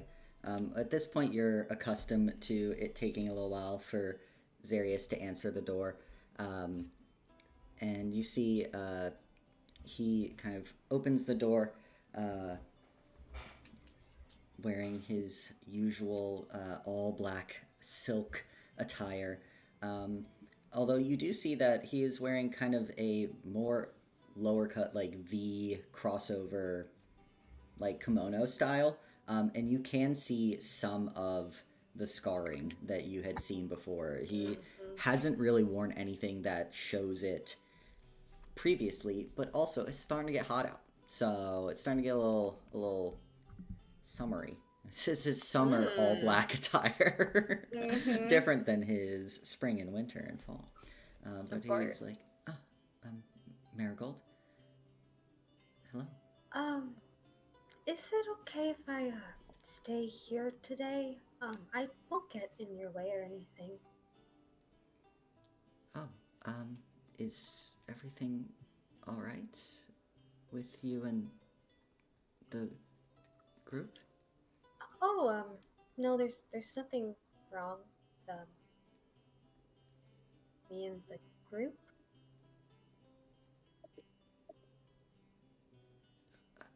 Sure, yeah. Please come in. And you see he kind of like holds the door open more to let you wander in, and you can hear like rustling, and you see like Olive is like making a beeline for it, like trying to get into the house too, and Putting the runner in runner deck. yeah. And Zarius turns to you, is like, I don't know if Olive should come inside. Is she an indoor duck? Well, we do let her in the guest house, and nothing's happened yet, but if you'd prefer that she not come inside, it's your house. Perhaps that would be good. There are a lot of rooms and a lot of things that I don't really think would be good to be disturbed if she gets lost. I understand. I think Marigold, though, she'll go back to the door and like explain that to Olive. Yeah. Like, Olive, I'm sorry you can't come into the house. It's better for you to stay outside. But you can come into my house later. You see that Olive kind of rustles her I know. feather branches, and then waddles off. She loses interest quickly when she realizes she really just wanted food. She was assuming that there was going to be some food situation. She loves Lydia and Marius. Yeah, she would love if you two would give her some food. But yeah, you see Zarius kind of leads you towards the more the first like sitting room. I'm gonna now have to like map out his house with like sitting room 1, sitting room 2. The first one where you all had. It's all sitting rooms. It's all sitting rooms. Where you had first like met Zarius when he came to the door. As that one is, he kind of explains. He's like, well, you're welcome to sit here and read, or I don't know what exactly you would like to do, but this is probably the least messy of my house, so. I'm so curious about why his house is so messy. Because he's a 25-year-old man.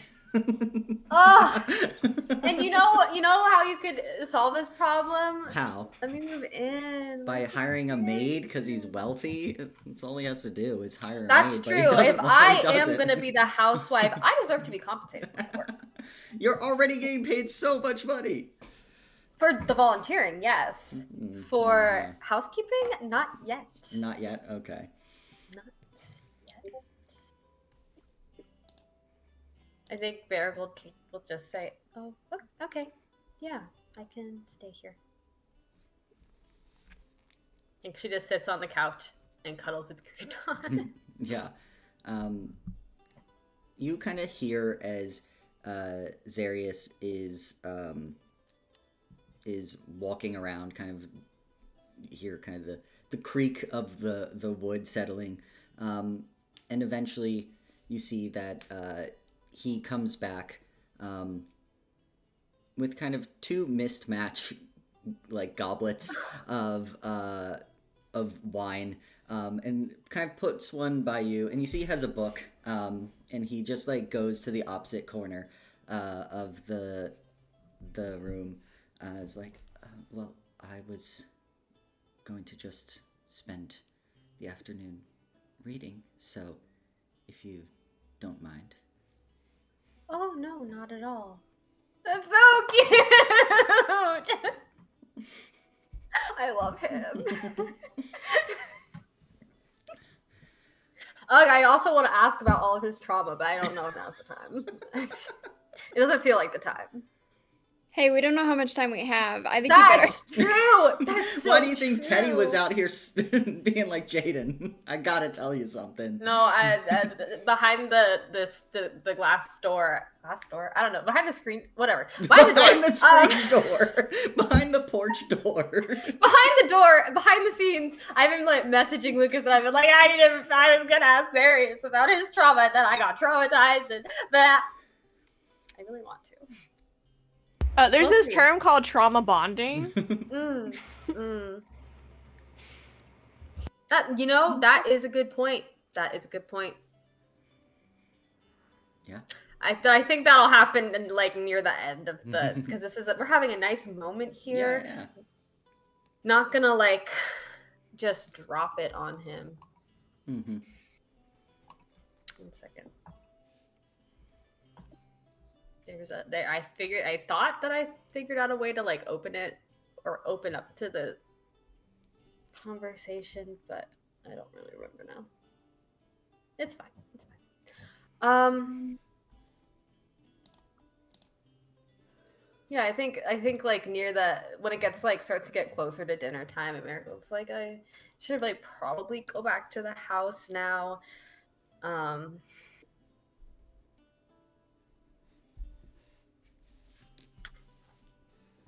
I think she'll like speak up and say, Sirius, I know that I shared with you some of the things that have happened to me, and the reason that I'm not back with the others at the guest house is related to that.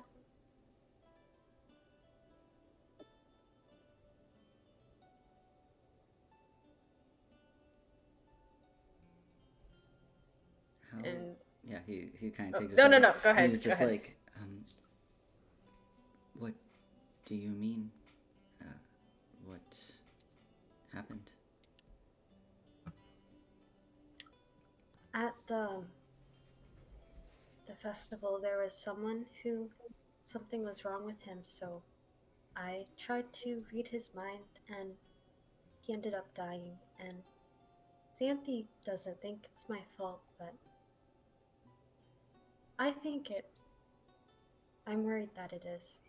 It's not the first time that someone has been hurt by my magic.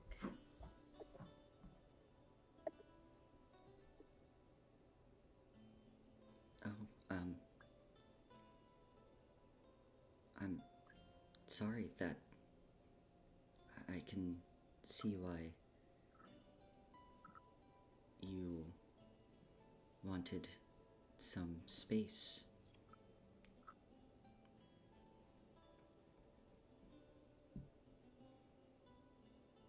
I will admit I don't know much about magic. I don't have any, and my parents didn't either, so...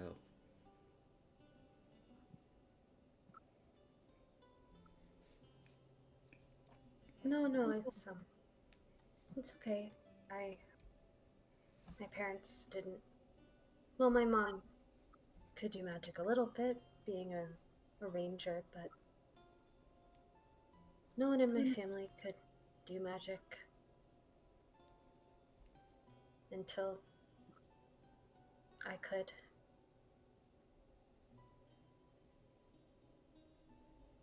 It's all connected to this. And she just kind of like gestures to the way that she looks. Mhm.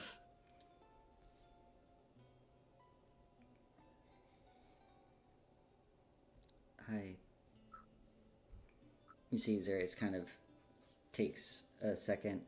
I was like, well, I know you saw what happened after the attack on the villa. That wasn't that I didn't have control of that.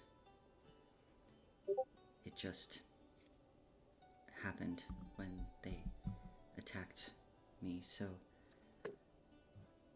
I understand maybe a little the anxiety.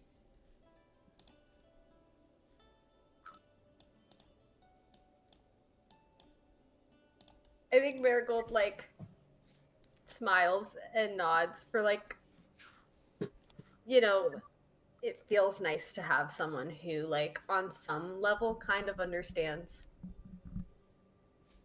how she's feeling on like multiple levels. But I think her smile like drops as she like thinks for a moment. Is it okay if I ask what happened? And I guess how? Yes. Well, it's been a while now. Almost, I guess, 9 years. My mother and father often explored and found artifacts. Most of the time magical, and sold them to whoever was the highest bidder, and they did well. And you see kind of gestures to the villa. It's how they made their money. And I was so eager to follow in their footsteps. I asked my father, I think I was just 16, to help prepare an order for transport. But when I picked up this artifact, I don't know what happened. It started to glow, and the symbols turned red. And then the pain, and I looked down and saw. You see, he kind of trails off. My father looked very similar. What happened when those people attacked, that happened too to my father. There was, and me, there was so much blood. I don't remember much.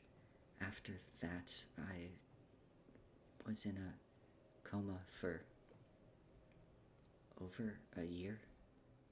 My mom, she did everything to try and keep me alive. The best clerics and artificers, best magitech. So, but it probably, well, it isn't enough. So, yeah.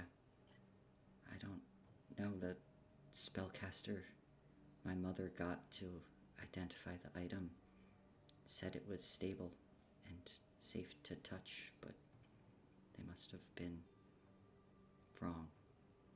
So,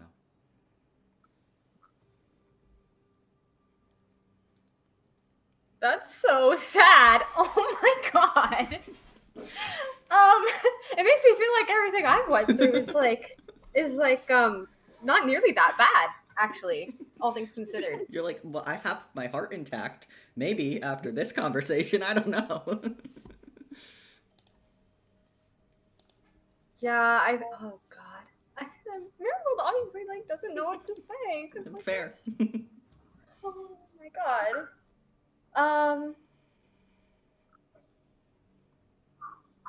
I think she would ask if it's okay for her to give him a hug. Yeah, I think he kind of smiles softly and accepts the hug. You can feel like he's kind of shaking a little bit. Obviously, Aw. very emotional thinking about it. But yeah,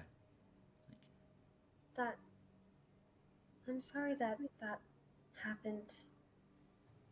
I feel kind of lucky now that I don't really remember anything.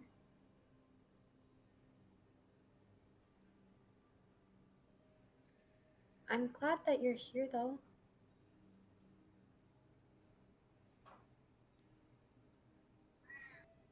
thank you. I used to not feel so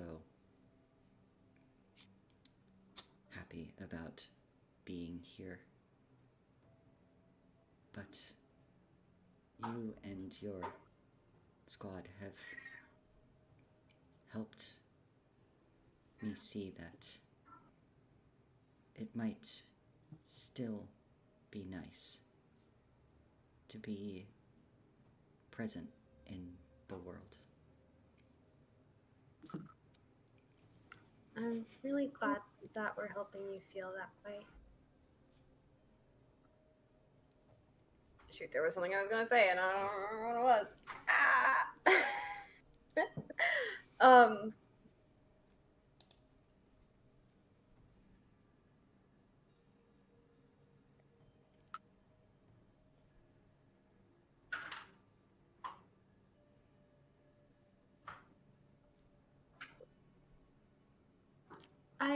I hope that you don't blame yourself for what happened. You see, he kind of gives you a sad smile and says nothing. Mm-hmm. Yeah. And maybe then you shouldn't blame yourself for what happened last night. But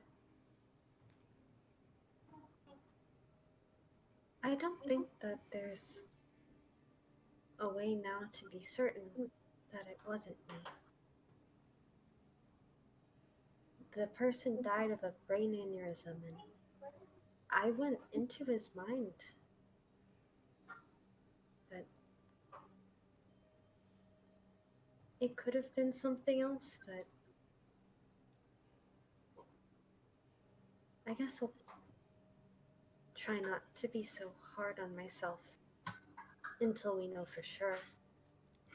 I mean, does it help if you are hard on yourself and distracted by it?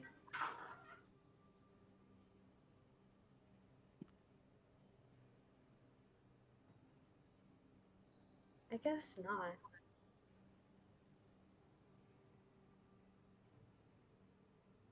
It's just hard.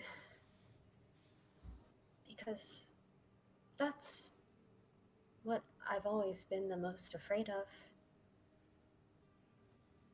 Killing someone with my magic on accident because I can't control it.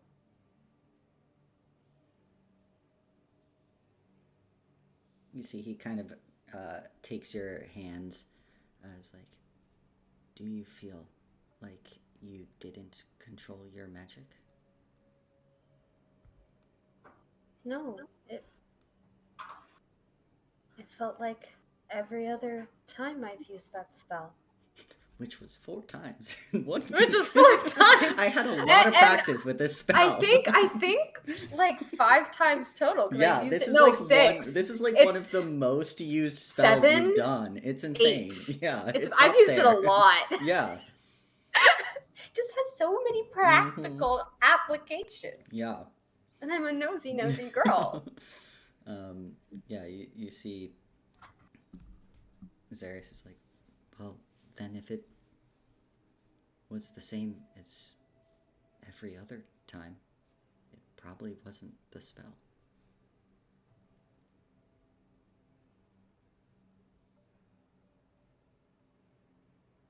Okay. I guess I'll have to take your and Xanthi's word for it.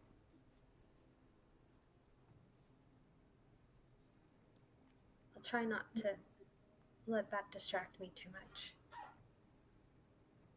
I think she does like feel a little tense still, like you can think something but like not fully feel it. So I feel like her being around people is still going to be a little difficult. She's still going to feel a little tense and like nervous.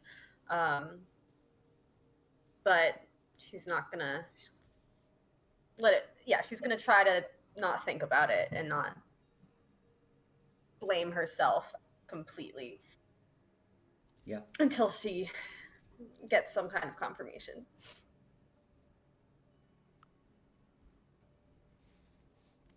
Yeah, I think Xerius kind of sits there in the moment with you, as the two of you often do, where you look off thinking to yourselves about some things, and sit in silence for a bit. Yeah. Does Marigold say much else before she decides, like, oh, I should probably get some food? Yeah, I think she'll like, when she feels like it's probably time for her to go, she'll thank Xerius for like the drinks and the company, and probably like as she's leaving, like thank him for like the advice and for being there. Mm-hmm. Yeah, it's like, for you, anytime.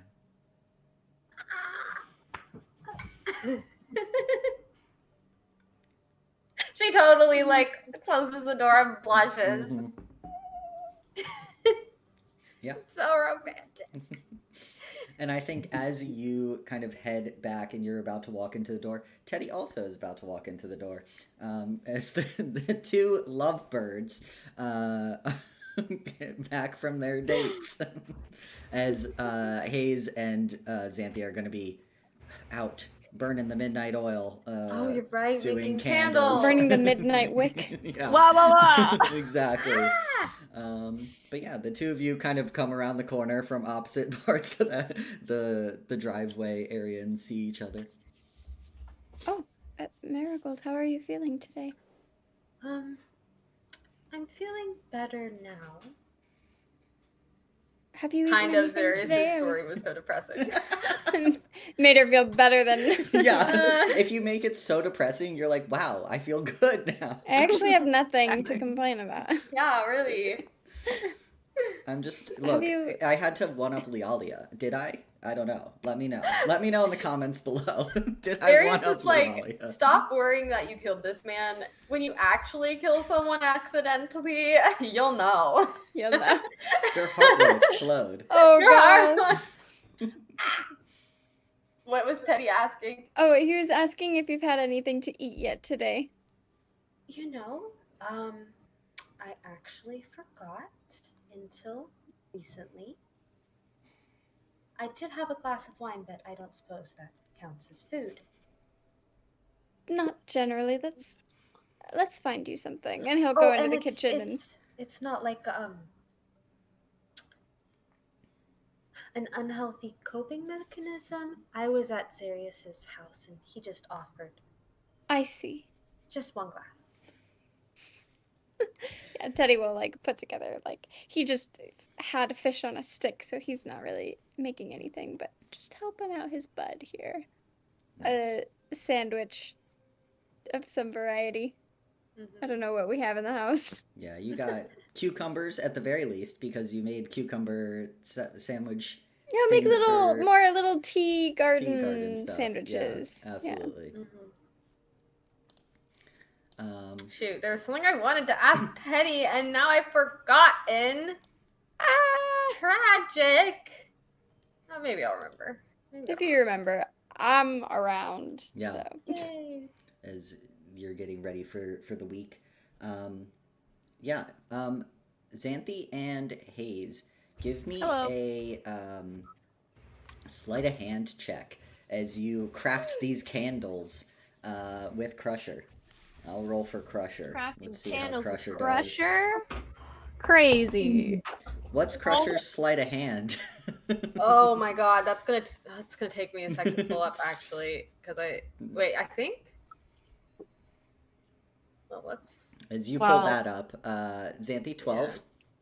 No, I rolled a 4 plus Oh. 2 for 6. 6. So. Okay. Well, I Hayes? thought I did bad. A 7. A lumpy A candle. 7. Okay. Which yeah, seems so, right. Oh. Crusher rolled a 9 on the die, which Ooh. Working on getting his sheet up. I don't think it's that it's great. probably though. not going to be. His is going to look the best, which is shocking. Of the three of you. So misshapen. Yeah. Let's see. But yeah, you see Crusher, classic, makes an all black, candle wax situation, black wick. What are the kind of colorations that are the candles for the two of you? Oh, I didn't even think about it. As someone who has made candles, I didn't think about this. Well, Xanthi, I Crusher's, probably know what your colors are, so you could probably go. She is stuck with theme. She was like, clearly my goddess likes these colors. So I'm going to make it like a blue and white and purple. Aww. Blue, white, purple. Beautiful. Yeah. I think that Hayes probably goes with like, well, I have never really like tried to make a candle before. This is like obviously their like cleric candle thing, and I don't really have like a deity. So I'm just gonna kind of vibe probably. Mm-hmm. It kind of like takes like a bit of like every color, but then it ends up kind of like looking like, whenever you like make like sand art on like a street vendor situation, but then it like shifts in the car and then you get really sad because you're 8 years old and you just ruined your pretty colorful sand.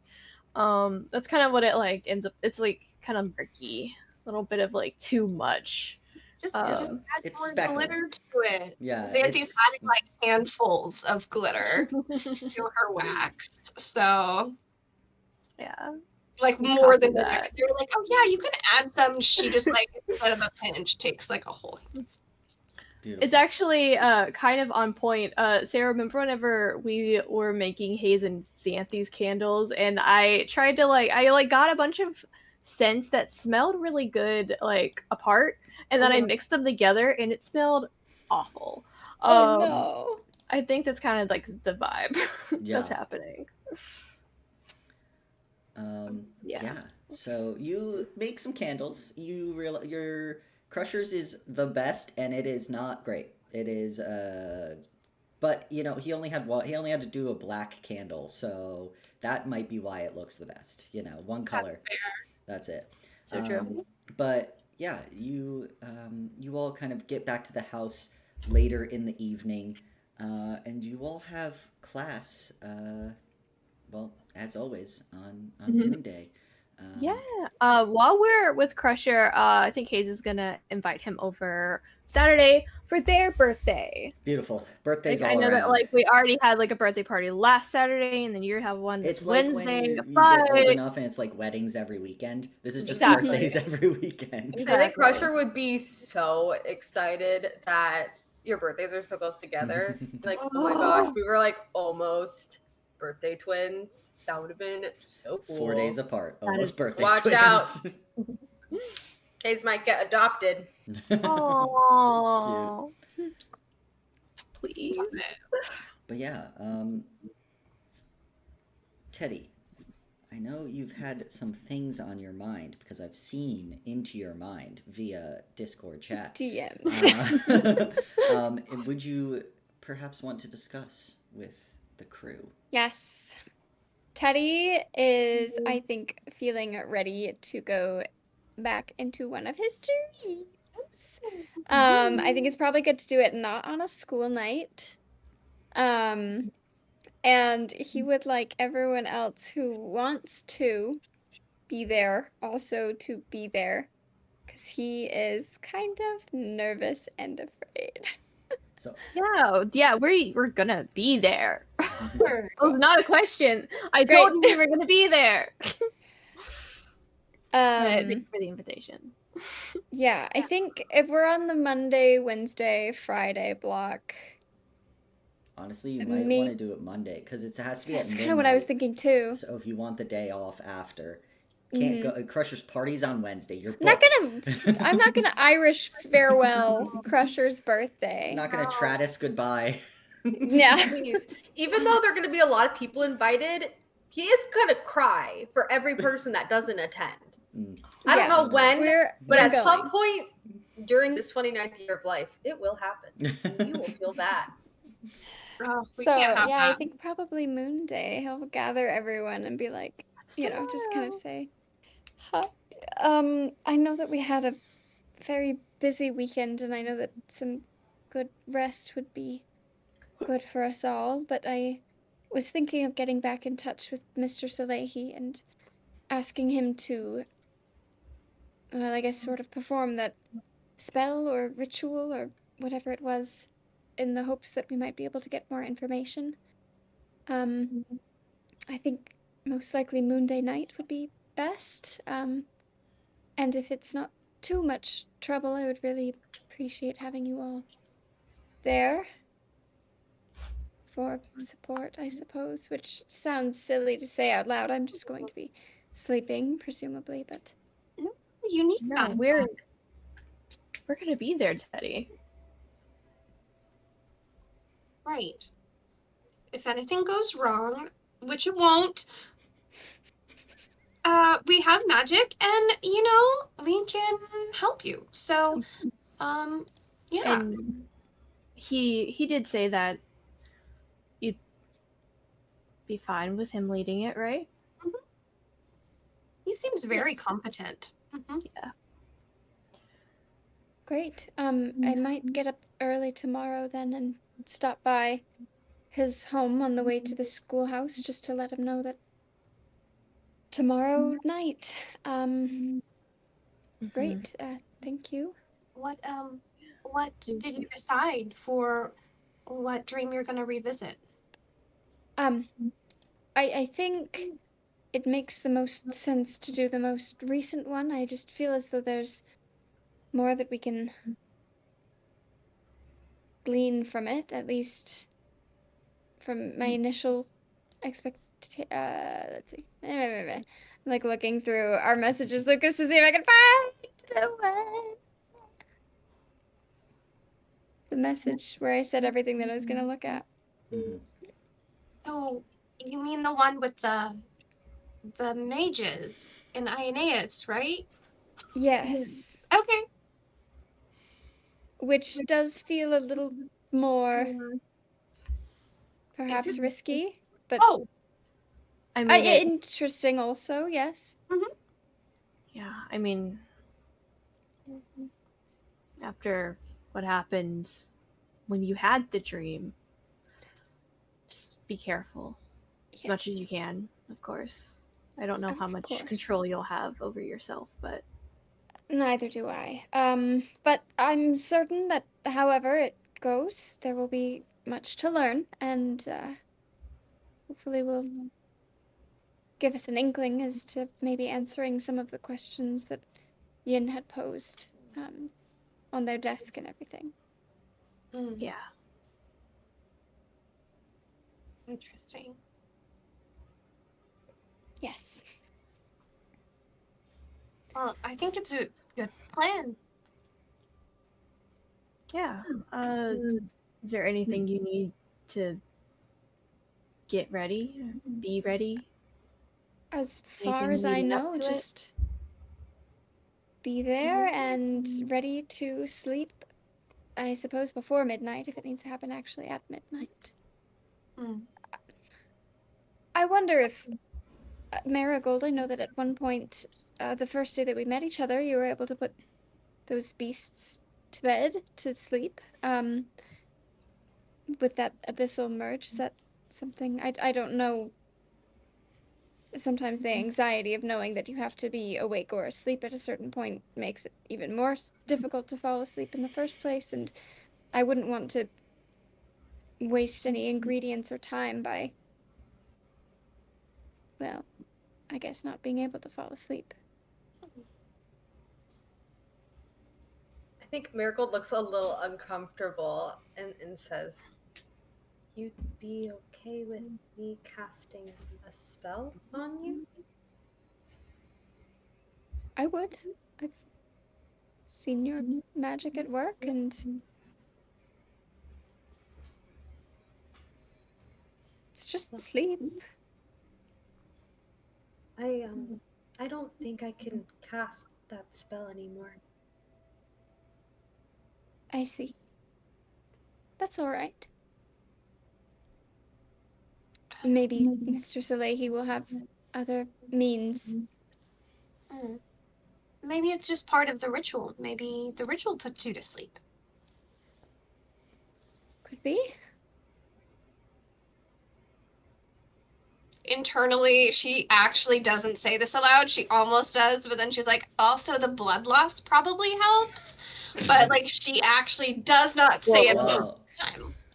Wow, growth. Guys, 24 episodes in. Thanks, growth. Xanthi. Xanthi has learned to be demure and mindful. And mindful. Sometimes, saying everything that pops into your mind makes people uncomfortable. Damn, Crazy. growth. Mm.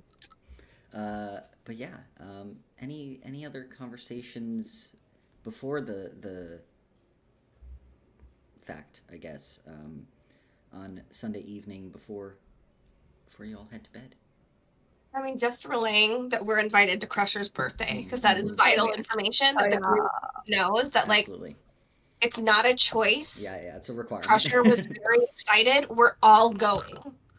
Like, Xanthi will physically drag everyone there, if she has to.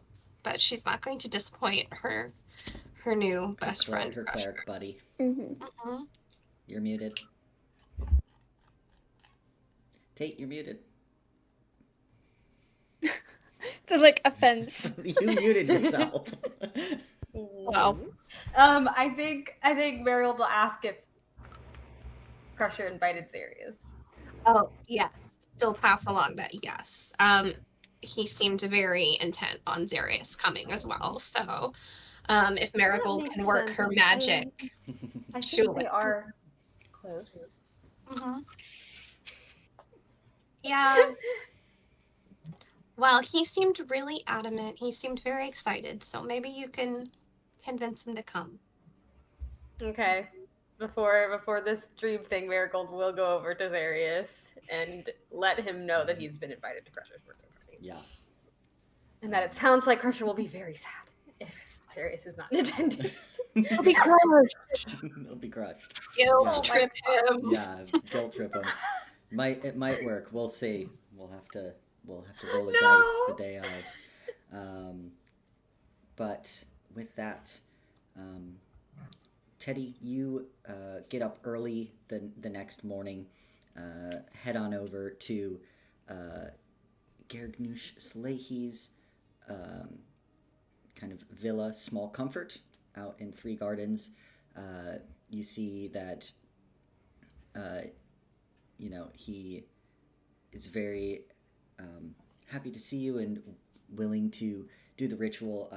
He is prepared, or is going to prepare all the things and says that you all should arrive around 11 that evening in preparation for the ritual. And yeah, you all attend class, having a bit of a hard time focusing, perhaps, Teddy, as you have some things on your mind.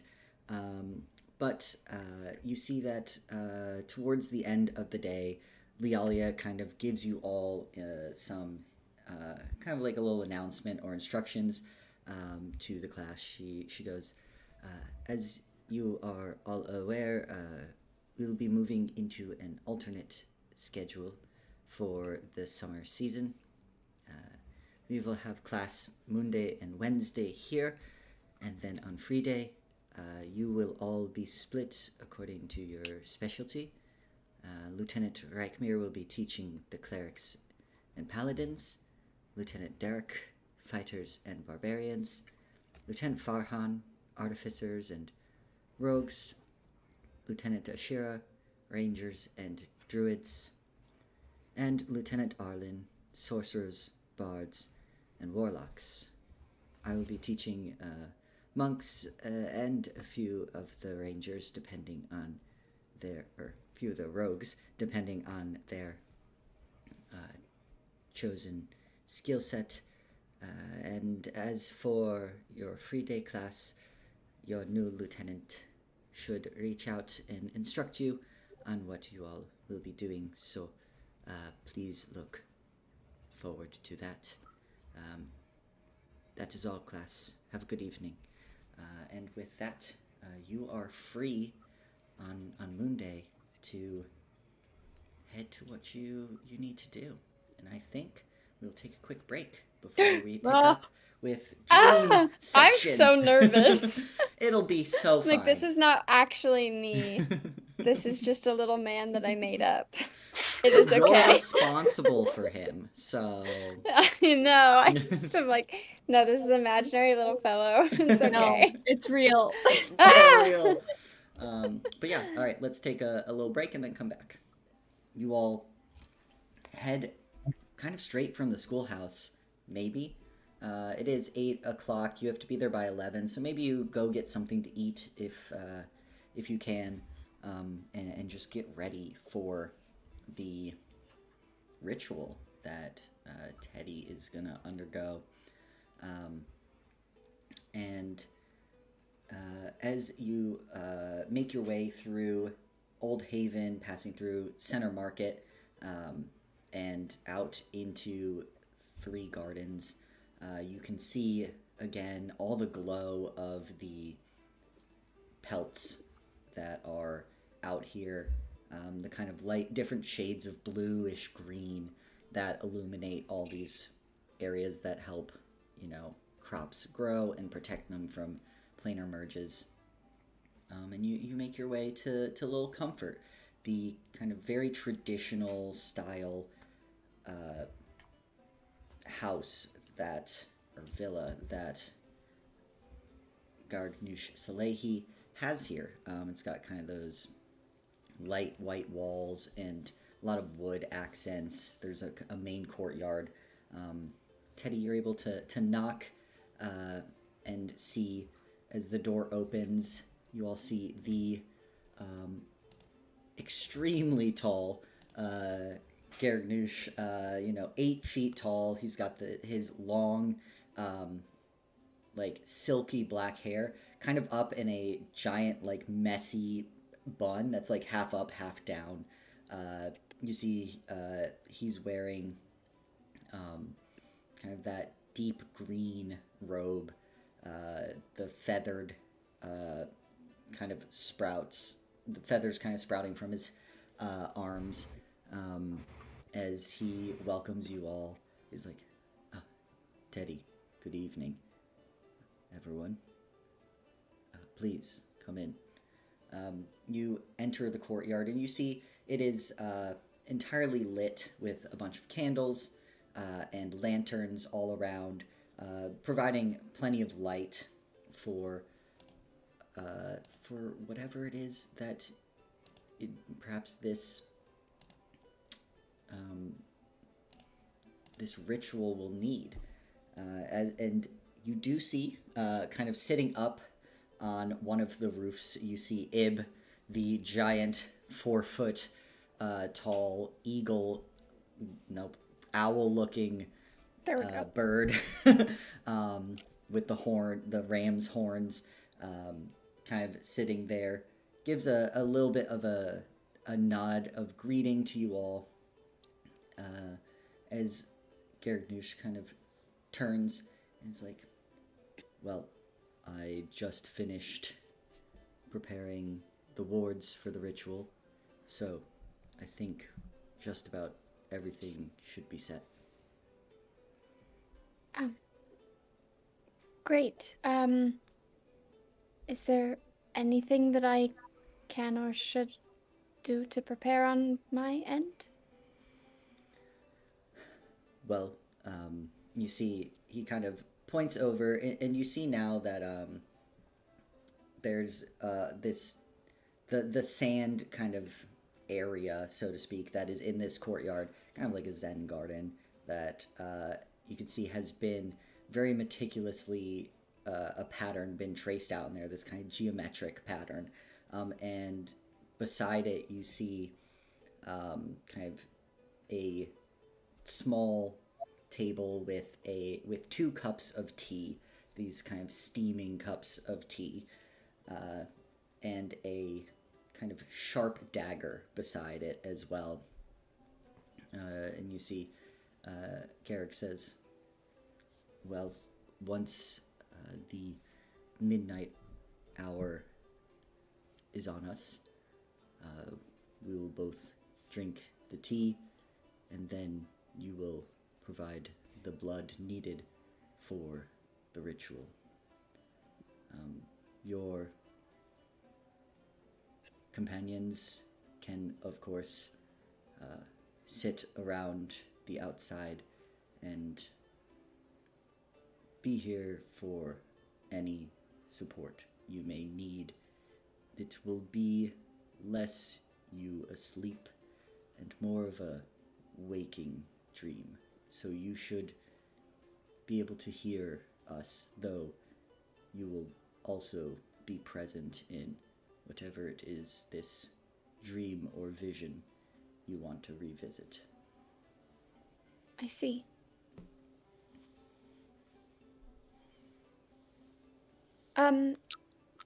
Perhaps this is a silly question, but if something does happen in the dream, that I won't die, will I? You see that Garrick takes a moment to think on the answer. Is like Super comforting. yeah. Choosing his words carefully. It's like, that would be a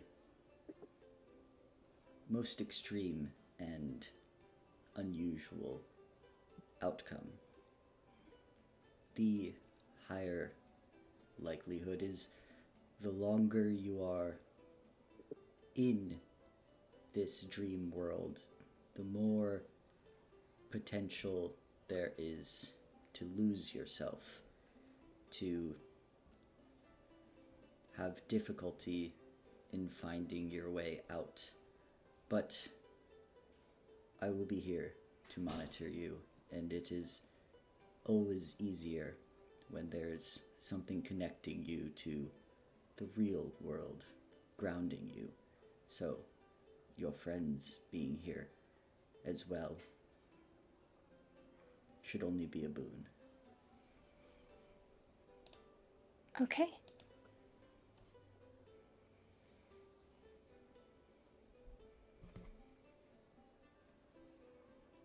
He kind of takes a deep breath. He is as ready as he will ever be.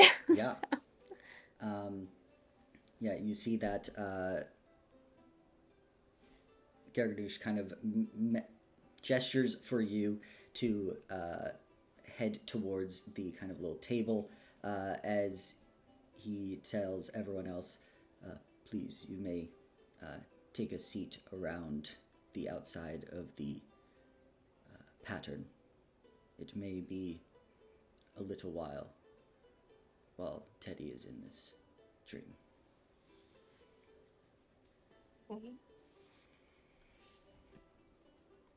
Yeah. I think Marigold sits down a bit farther from the edge of the pattern, maybe than everyone else. Xanthe is absolutely as close as she can. She's like Aw. trying not to ruin the pattern, in the sand. The duality of these roommates. Ah, Mm. I feel so many things. Where's Hayes at in this?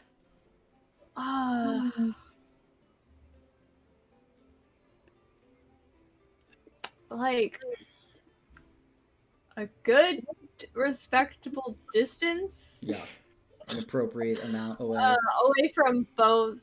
Well, like keeping a good distance and change from like the sand, like just in case like stuff goes wrong. I don't know. Is this gonna like affect anything if like the sand is disturbed? Probably. I don't know stuff. And then there are like a couple like glances over to Marigold to make sure like kind of like check in with like eyes and like keep an eye on her again. Or not again because it never happened. But Sorry so kind to of, like, foil keeping- your beautiful moment with a much more tragic and depressing. Oh no, yours Whoa. was so much better. It was so good. Nom nom. But keeping it like giving her some space, but also still like being there. Hayes is somewhere. Yes. Where's Hayes? Yes. Cool. Yeah, I think Teddy, as you step up and you see this kind of teapot with the two cups, very traditional, like Japanese style tea setup. You see Gargnoosh takes one and hands one to you, and says, "We will drink, and then you will provide the necessary blood for the ritual, and you may sit or stand as you wish in the center of the pattern." Okay. I just realized that Teddy doesn't have any kind of like knives or anything like sharp, that. There's a sharp dagger Okay. on the table. Provided. Provided. He's so nice. He's provided Wow. his own dagger for you, yeah. So kind and generous. I have one more question. If I am abilities either through druidcraft or other means, will that interfere with the ritual at all, or can I cast spells while in this trance, and will it have an effect in that within it? That it is possible you could cast spells.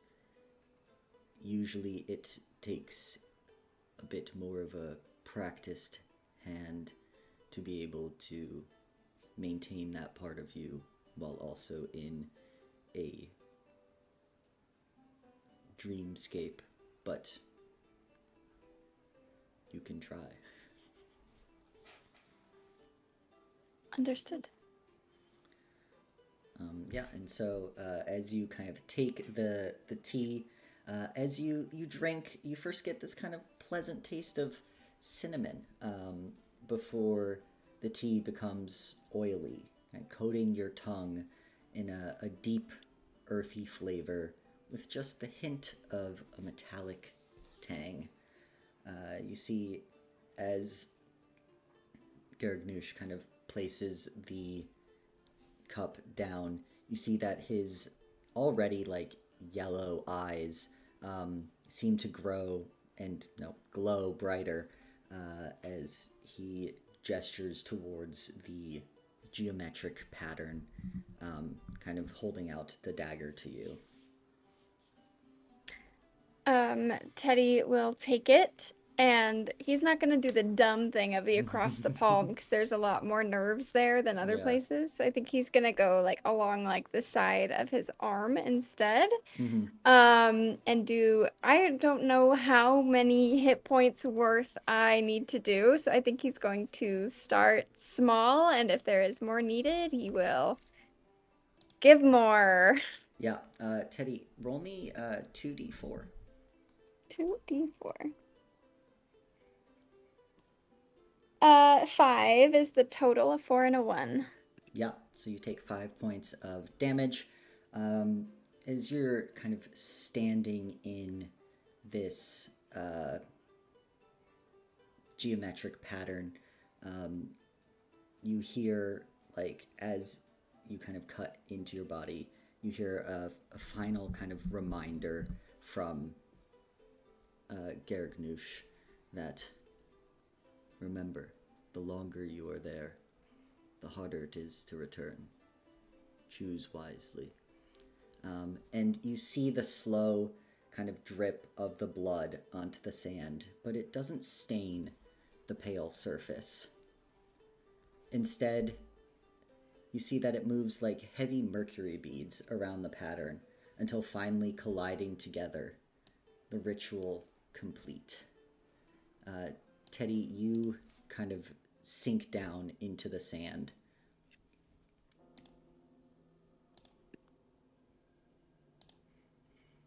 And you hear Garagnush. Teddy, take a deep breath.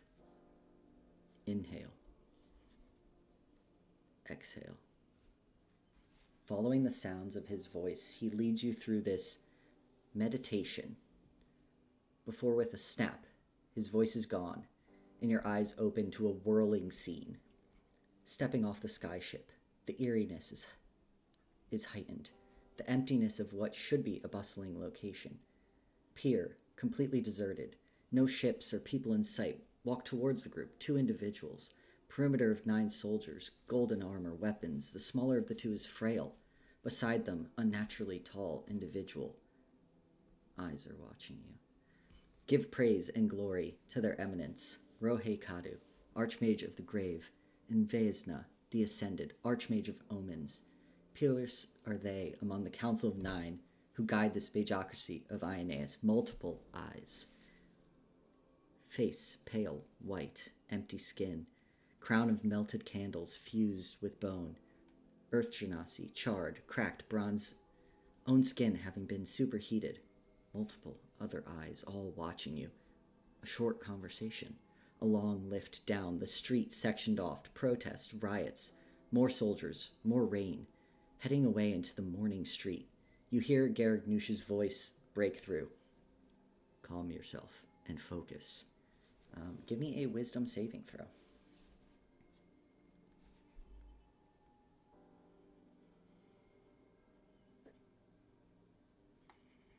A 22. Jesus. You Yeah. got this. Yeah, Teddy, you hear that voice and kind of center yourself. As you do, you see everything around you pause. And you notice that some people, things, are slightly fuzzy, glowing almost orangish red, like you need to get closer to see better. And you can, as you move time forward and rewind, all within this loop. You see that the fuzz, that glow, is actually soft lichen growing on the skyship, the perimeter of soldiers in their armor, the conversation, the protests, the morning street, and you. In video game terms, these are all things you can interact with. But I have to like choose some because I don't have all the time in the world. Ah! You Okay, said choose will you- wisely. You could choose all if you want. I could choose them all. Maybe that's not wise. Can you send me the list? I Yes. tried to write them down and got 3 written down. That would be super great. Yes. Let me send Okay. those. And you can see as you're basically looping through. Nope, that's the wrong person. Able to loop through forward and back that from the skyship, heading away into the morning street, stepping off the skyship. Great.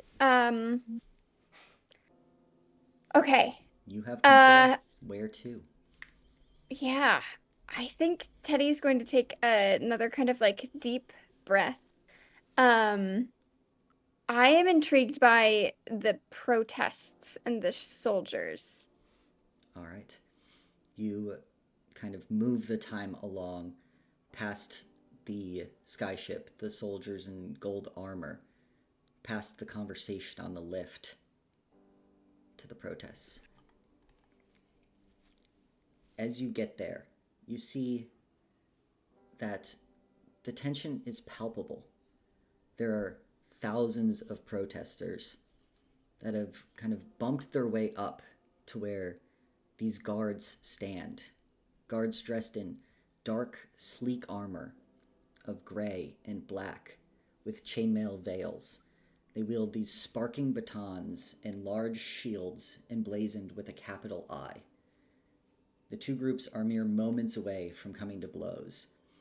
You can hear the crowd is speaking Elvish, and you're able to almost get this loose translation over top, like the body you are in can understand Elvish. You see some are chanting while others are shouting at the guards. You hear, "Stop denying. The city is dying. The corruption will kill us all. Even the transfigured are no longer safe." Various other shouts, similar like protest statements about the state of the city. Teddy, kind of knowing that he's kind of 1 foot in, 1 foot out a little bit, is going to say aloud, trying to speak to his friends. Mm-hmm. There's a protest. They are upset the city is dying and under attack. Even, well, not under attack. It seems the planar corruption, I suppose. Even the transformed or transfigured aren't safe. You all are able to hear what Teddy says. Though his voice does sound a little weird, very like monotone and a little echoey, kind of void of emotion.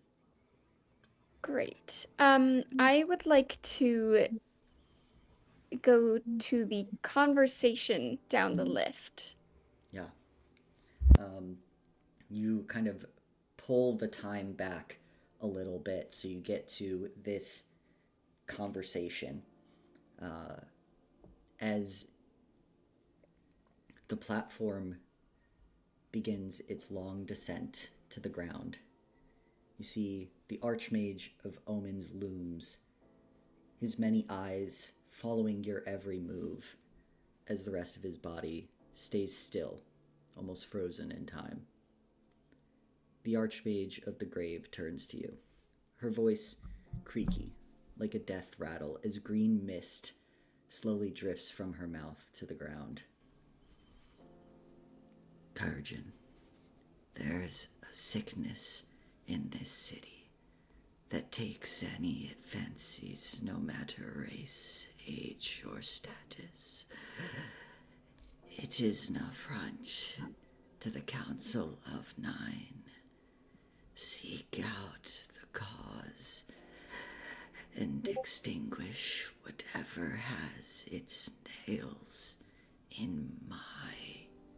You see, she begrudgingly looks to the other Archmage. Our city. You will find the medical center in the 20th Ward. You have our blessing, and with it, impunity. Succeed.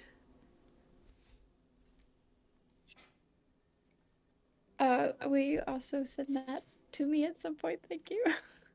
Yes.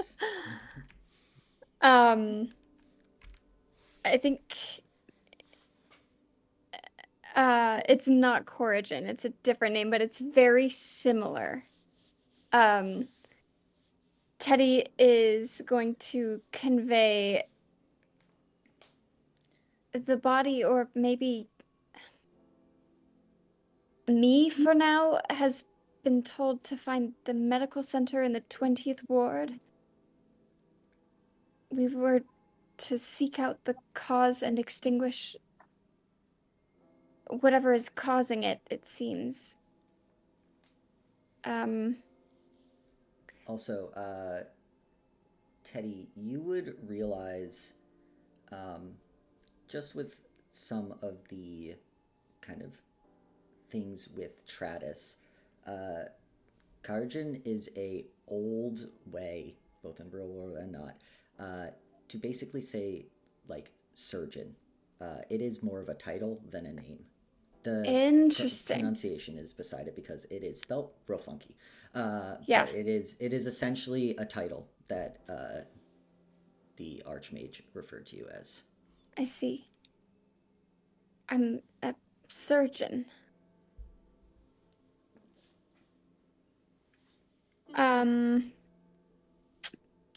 I feel like that lends itself to travel nicely toward myself. Yeah.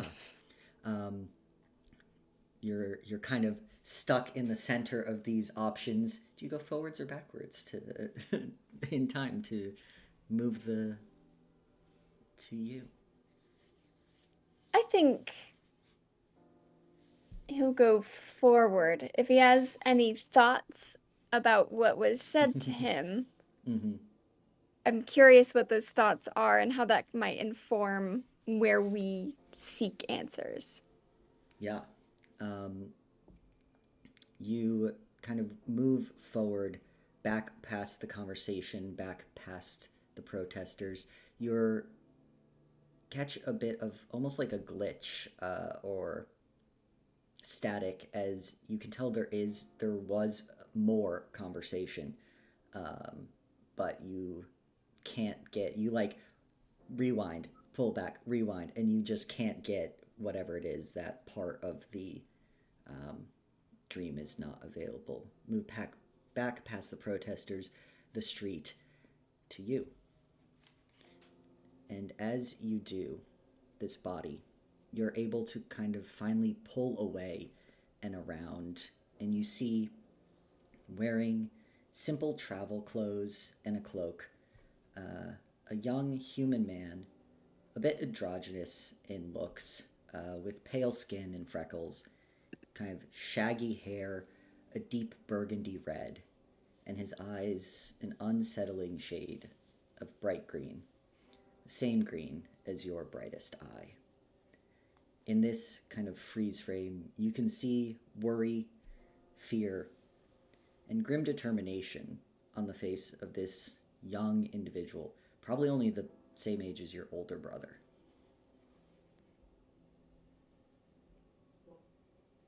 I think, kind of looking at this individual, Teddy is going to try and speak with him. He's going to say aloud, and I don't know if it's gonna do anything, to this individual, "Who are you?" As you are kind of face to face with this individual and you go to say, "Who are you?" you see the mouth move and those same words come back saying, "Who are you?"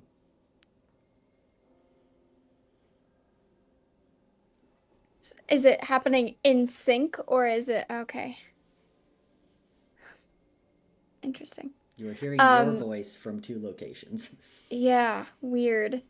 And you all are hearing Teddy go, "Who are you?" out loud. Just because I'm nosy and I want to try, I want this spectral version of Teddy to reach out to this seemingly like ancestor of some kind. Yeah. And put a hand on his shoulder and try and cast protection from good and evil on him. Ooh. Okay. let's see here. Okay, protection from good and evil. Can you read me what that spell does again, please? Yes.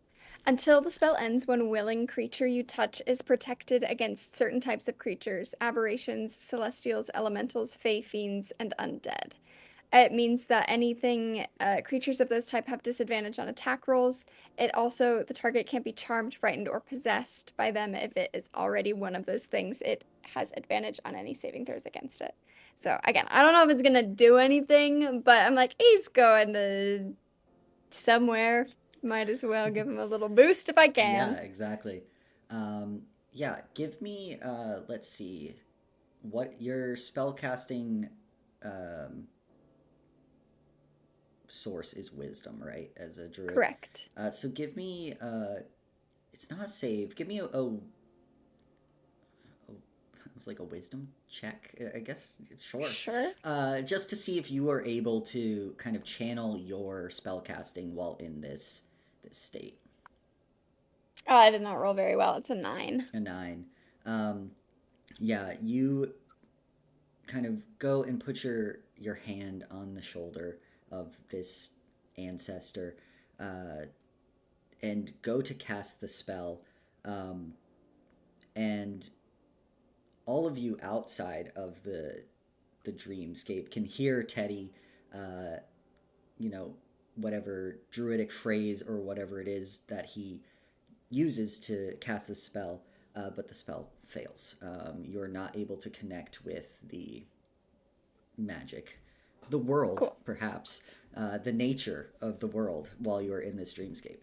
It is not your environment. That's okay. I'm but learning. You're learning. Soaking You're it seeing all up. things. So yeah. Okay. Do I push it and try and see it all? I think I probably should. Okay. I would like the last ones that I have. There's the morning street, there's the perimeter of soldiers, and the skyship. So I think I'll start with the skyship and just bust through, because that was the beginning of my dream, and then just play it through until whatever comes next. So start at the skyship. Yeah. You circle back around as the kind of dream loops up to the stepping off the skyship. And you see this docked ship of steel and wood.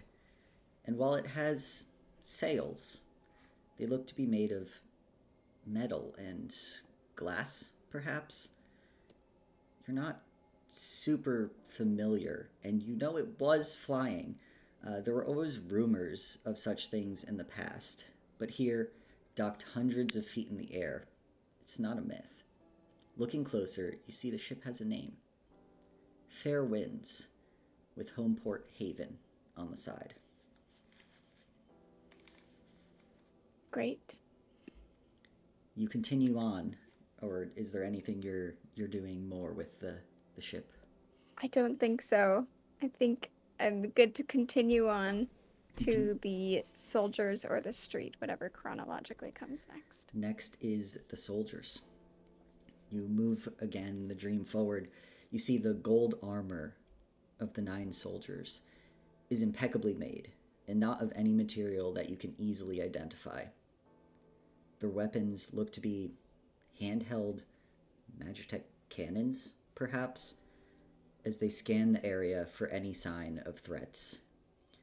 You see emblazoned on each of their right arms is the number 51. They move in perfect coordination, the epitome of discipline and protection, and you know that even one could kill you in an instant. So having 9 of them there is pure symbolism. Whoa. 9 soldiers, like the 9 schools, like the 9 mages, maybe? 51 is a weird number, though. I have to think more on that.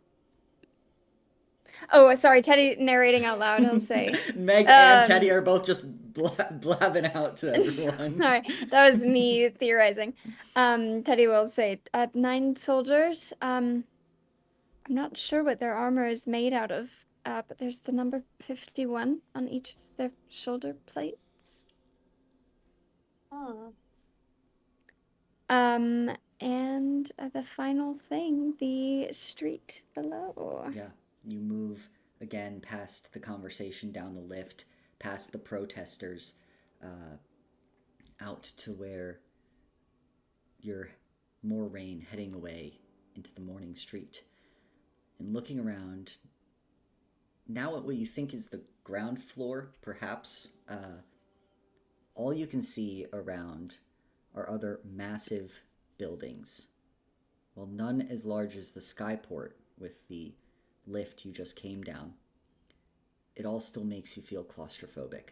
Lights slowly flicker on in these buildings, spires of gray and white, steel and yet nature too. In the distance you can see massive grass growing down the side of an entire stretch, while a waterfall, bolstered by morning rain, rushes over the edge to simply stop mid-air. Large covered walkways cross the sky, and you see now in the area beyond the protest, more skyships zip between the buildings. Interesting. Do I get the sense that the grass and the waterfall are like intentional, or is that like planar corruption happening to buildings? It is intentional. It is Okay. perfectly like a manicured,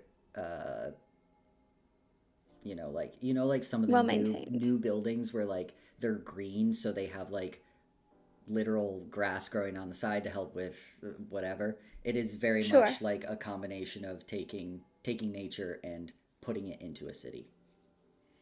Cool. That's everything on the list. I want to be a little bit bad. The guy with all the eyes, the Mhm. eyes, the first time I was there opened at the end.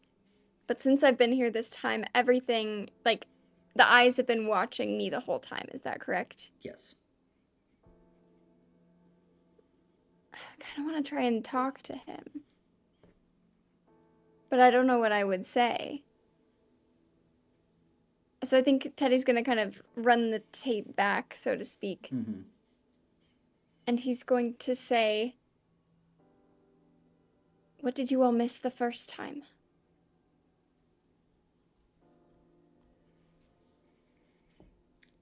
Give me a. This is gonna have a high DC.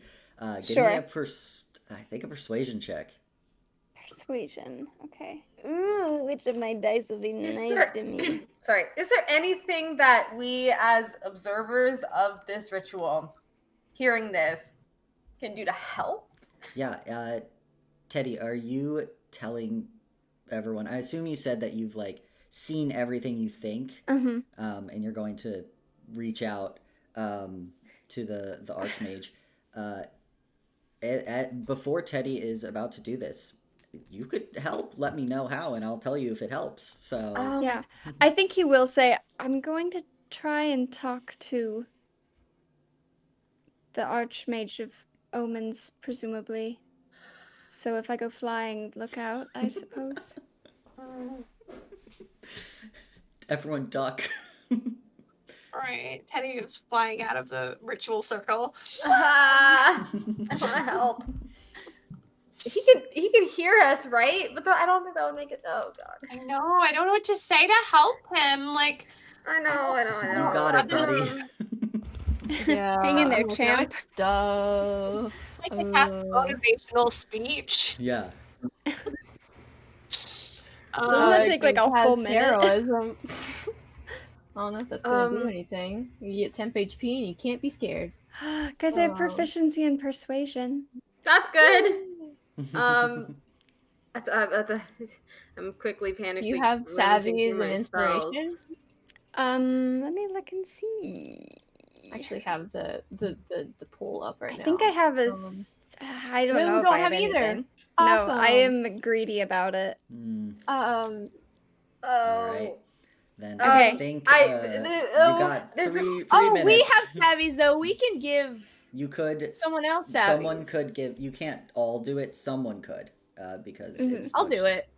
Okay, you're gonna give. Do you- Sally? Okay, and it's a d6 that I will add to D6. this roll. Yeah. Okay. Oh, it's not a good roll. Oof. Oh no. Okay, but the savvy one was pretty good. Okay, so it's an 8 plus a 5 for a 13. A 13. You run the dream back to this point, trying to find a lull in the conversation, maybe before, maybe after. You keep having that weird jumping glitch where you're not sure what has been said after the Archmage of Omens told you to succeed at any cost. And finally you think, maybe I could just get a word in at the beginning. You bring it to the front of that conversation. And as you say, what was it again? Sorry, I think I got the Archmages mixed up. Not the Omens one, but the one that's like been looking at me this whole time. That is the Omens. Omens. Okay. Omens got eyes. Omens got eyes. Cool. The grave is the skull, the skeletal lady with, Gotcha. Smoke pouring out of her mouth. Yeah. He asked, "What did you miss the first time? How can I prevent it from happening again?" And you see kind of the dream world shake a little bit in your vision as the Archmage of Omens, who has been standing like frozen still the entire time, wasn't saying anything during that conversation, head kind of shakes and shudders as it moves over finally to look and address you, and all it gets out is no, before it shakes back, and you see that the dream world kind of resettles as you imagine. There are some things happening when you reach out to an Archmage of, which has been guessed, divination. You did not roll high enough to do that. Bust through. Mm-hmm. Yeah, that's okay. I think he'll shake his head and then hope that it's shaking in the real world, and then just say, "It didn't seem to work. I'm gonna come back now, I suppose." Yeah. Teddy,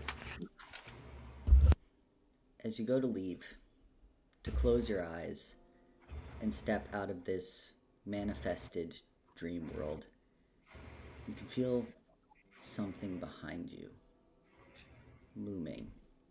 Every fiber of your being urges you not to look, but you can't stop yourself.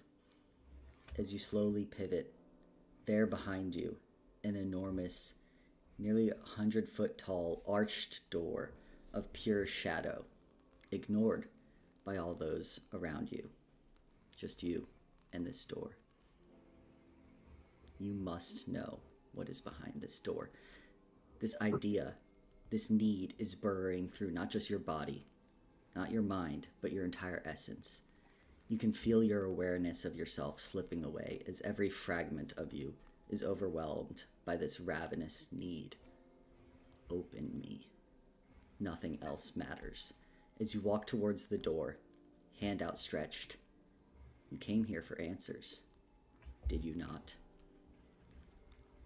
And with that, Teddy, Meg, the original DC to leave was 14.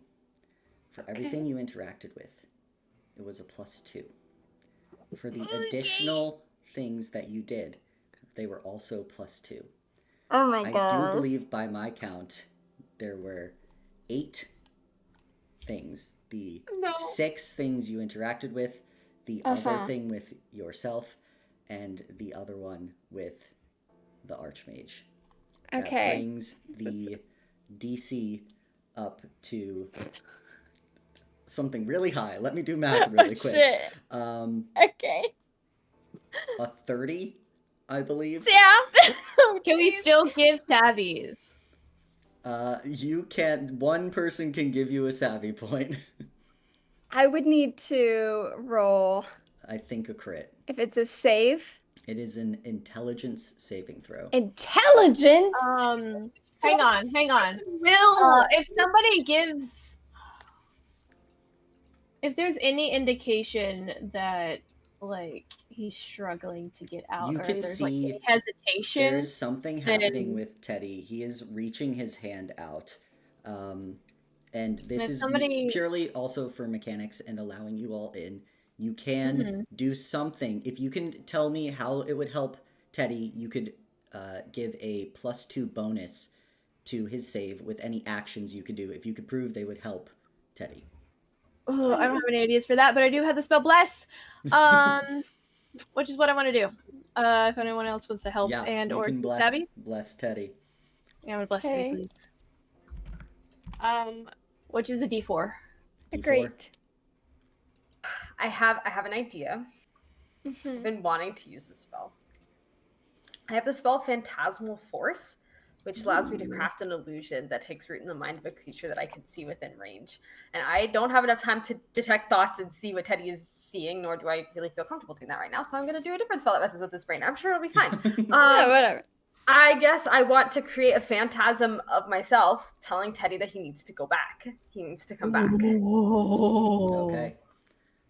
yeah, I mean, all I have that would be maybe helpful is command, which I could try to just like command him to return.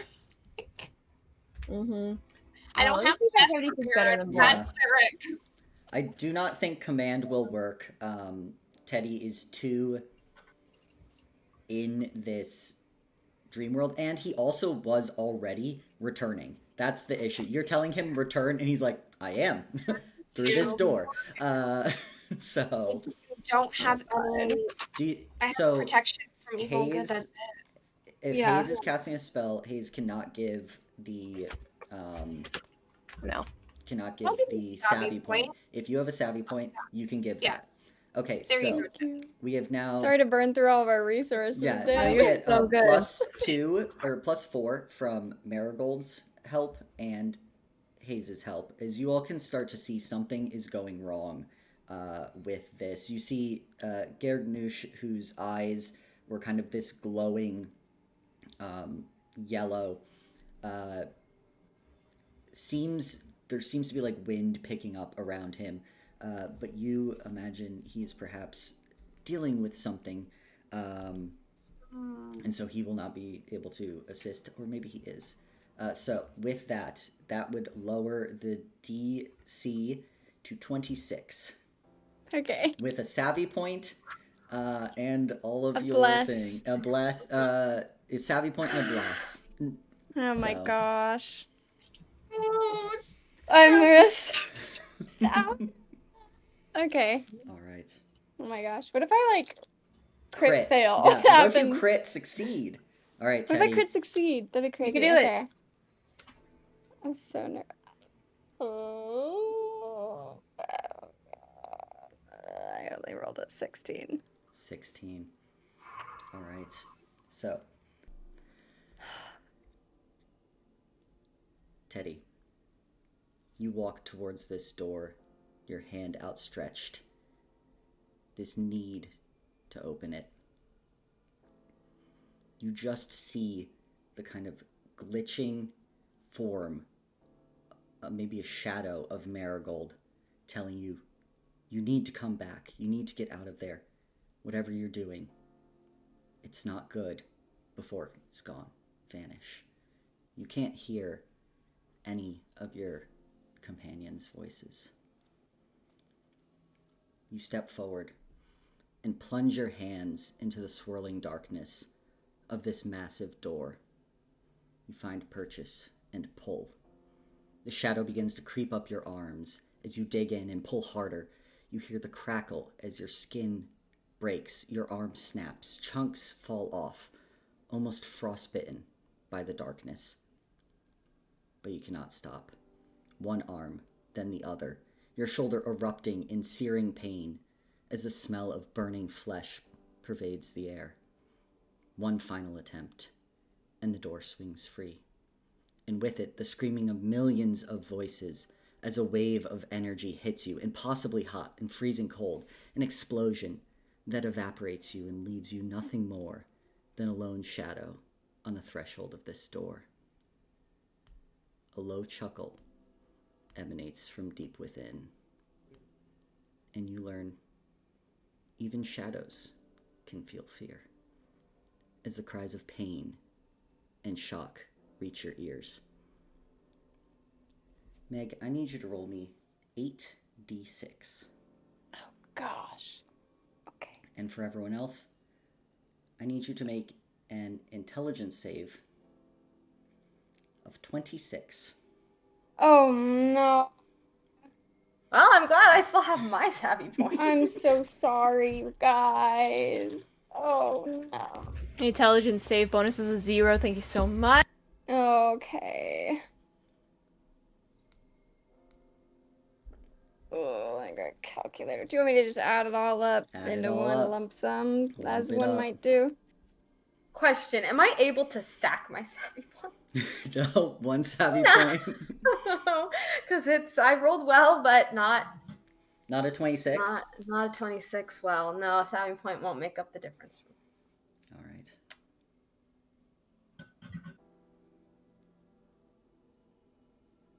What did you roll, Meg? Got a 32. 32. Xanthi, what is your save? A nat 20 for 22. Mm. All right. Unfortunately, not enough. All of you watching, you see something is going wrong with Teddy. You can see kind of this outstretched of hands as it seems Teddy is grabbing onto something, and then you see the blackening of his fingertips before an explosion of pain. You all take 32 points of psychic damage as a blast emanates out from Teddy. Teddy, you open your eyes, your outstretched hands blackened, as you see, I believe, who is currently down? I'm so mad. I'm so mad. Why does it have to be like this? Yes! I'm so sorry. I'm so happy for you. So, Of course, the only way you could get to me was by having someone else yes. roll the damage Hey, and attack you know me. what? I don't know if this counts because it wasn't you. All right, so Marigold is down. Xanthi, 4 hit points remaining. 4 hit points remaining. Hayes, I know you have I a have lot. 8. I'm hit so points. mad. Teddy, you open your eyes and see that your squad, Marigold, is on the ground, unconscious, ink, blood pooling from every orifice. You see Hayes and Xanthi kind of clutching their head, also coughing up blood, and you see just the blackened tips of your hands shaking as you come out of this dream, and you see nothing behind the eyes of Gargnouche, who's like in front of you. He is not dead, but he is dealing with something. And what's going on, everyone? As you all feel this sudden blast of pain, scream, cries. Marigold, you're down. Hayes, Xanthi, you see Marigold drop from this psychic damage. Well, this is a time. I'll be a cleric, and I will crawl across the ritual circle. I'm not doing well. I am like crawling. Yeah. You're but- bleeding out from your eyes and ears and mouth. You're coughing up blood. You're just, as you're kind of crawling through this ritual circle. Wait. I'm not done yet. Yeah, Oh, but I you can just start your crawl. remembered. There's something. I just remembered something. Oh Your- my Your god. subclass? Are you not down? Wait a second. There's a chance that I'm not down. Wait. Let me look up the rules Yeah, on so this. as Xanthi Hold on a sees second. Marigold's not doing well either way. It's not going to be great. You are crawling across this sand past Teddy, who is just kind of kneeling there, hands outstretched. You're crawling through the sand and Teddy's blood, as he had cut the blood for the ritual. Well, the odds are probably impossible, but I might as well roll for it. What is tell us all at home what you're rolling. So Marigold has Strength of the Grave, which means I can roll a DC 5 plus the damage taken. Yes. Which is a 37, which I probably can't roll. But you know what? It's fun. I'm gonna do it anyways. And and it's a charisma saving throw. So if I got a nat 20, I could get a 26. And then with a savvy point, the highest would be a 34, which still isn't enough. But you know what? I'm gonna roll it anyways. Because I want to. Because I want to. That's a natural 20. Oh my god. All right. Just You'd for be nice flavor. to just let it work. No, but for flavor. Okay, I still gotta roll a savvy point though. For flavor, perhaps there is as a 1. So a 27. Perhaps for flavor, there was a reason that you almost came back, but at the very least, it is not. And Xanthi, you see almost kind of this shudder in Marigold, like she'll almost get back up, but she's not. She's dying. Teddy. It's like the shudder is like this ink, like the ink starts to move, and she like kind of starts to like get pulled up. Maybe the ink is pulling her, maybe it's pushing her, and then it just kind of falls flat. Mm-hmm. Did Teddy take damage? No. Oh. Okay. Oh, I'm the survivor's drag myself guilt. over, coughing up blood. Yeah. Smearing blood across my face as I'm trying to like. And I will. I'm going to cast Cure Wounds. I'll go ahead and cast that at 2nd level. Cool. And that is gonna be 1d or so 2d8. So, well, that was a 1, and that was a 3. But plus my spellcasting ability modifier, which is 4. So, 4 plus 8 for 12 points. 12. Yeah, no, a pretty decent chunk of healing. Teddy, you're finally able to blink and kind of come out of this state. You see that you've kind of felt Xanthi crawl across to Marigold to heal her. And you can look around. There is kind of a ton of blood from everyone, but not you. But you can see your fingertips are still almost like you dipped them in ink. I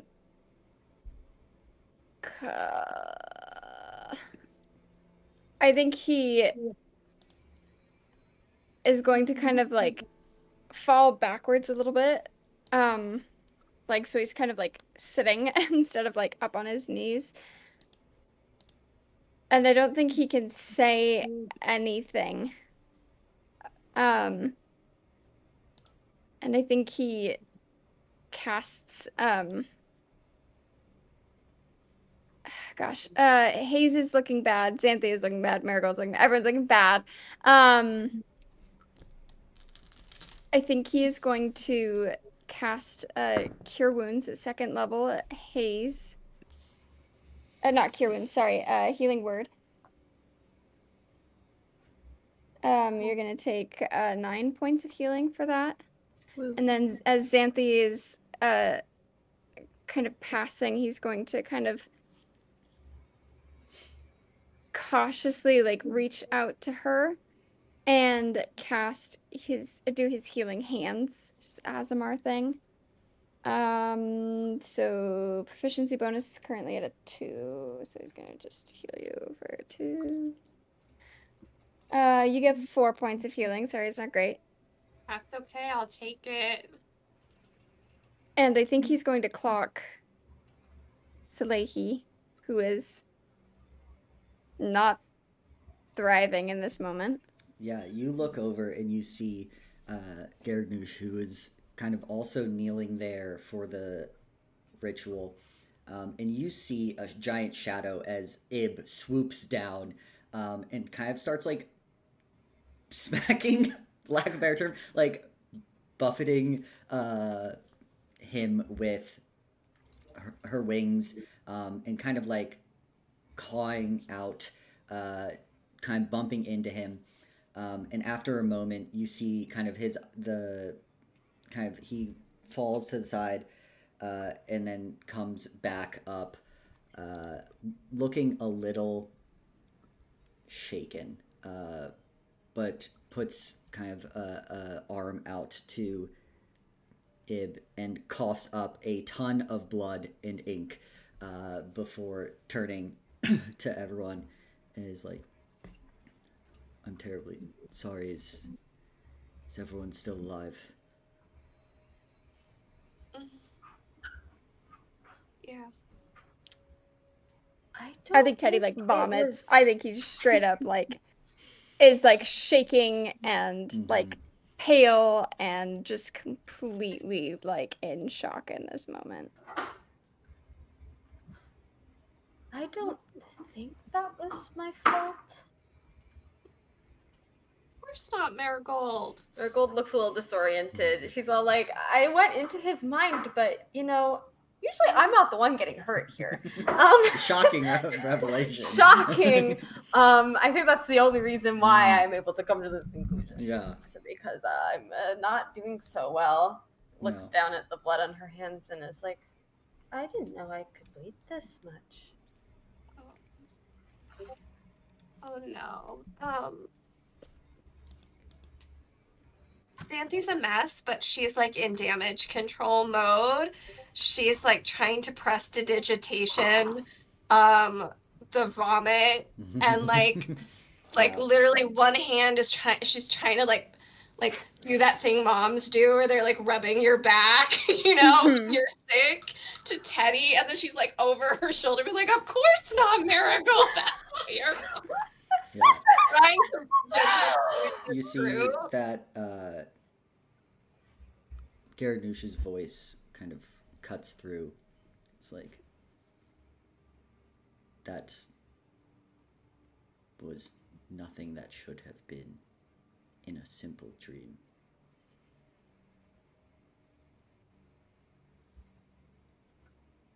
I tried to hold it off as much as I could, but that is a power far beyond me.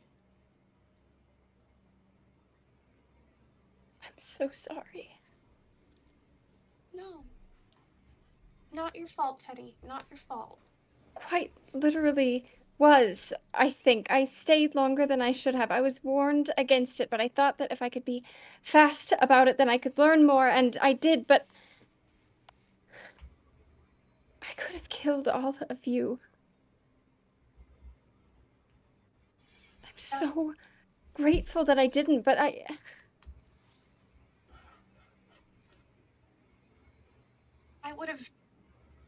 would have encouraged you to stay. I think we were curious. It's not. Don't be so hard on yourself. That's. What happened? I was leaving. Mm-hmm. And as I was, there was this presence behind me, and I knew I shouldn't have looked, but I couldn't keep myself from it. It was this massive archway, a door, pitch black. And I knew that there wouldn't be the exit behind it, but I thought there could be more answers, and I wanted so badly to open that door and to see what was on the other side, and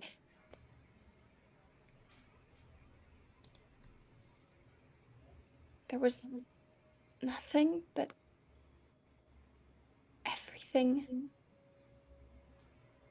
Voices and shadow. And it hurt, but I couldn't stop, and it all just snapped.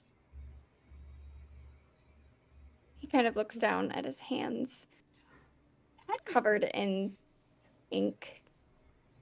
Are they still like?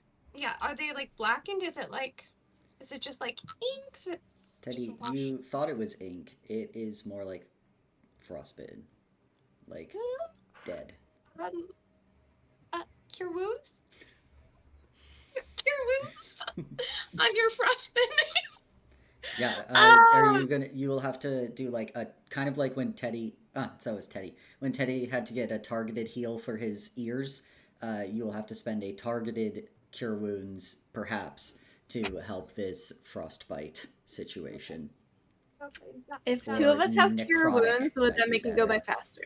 You could both certainly try. Necrotic might be better. No, no, stop. No, What? that's not what I said. Wait, I said necrotic might be a better description of it. Than, Oh, than okay. frostbitten. I was like, I can help with that. No problem.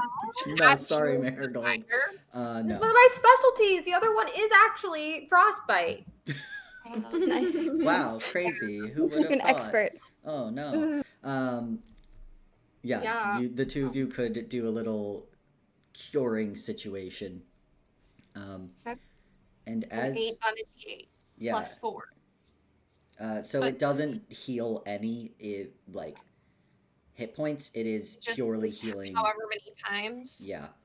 Poor Teddy. I'm sorry. You're going through it, my friend. I'm sorry for everyone else. I'm so sad that I hurt my friends like that. Yeah, you Anthony see. would have been egging you on the whole time. She's like, do it. Ask more questions. Check that out. So she thinks it's perfectly reasonable that you had to know what was behind the door, that you had to see all the things. There's zero. Xanthi wouldn't have stood a chance in there. Her DC to get out would have been like 50. It would have been an automatic fail. Xanthi would have been there all day. Just gone. Forever. She'd been like, wait, and one more thing, actually. Love to talk with you about X, Y, or Z. But yeah, you see that. Does that help? There was something that I thought. Yes.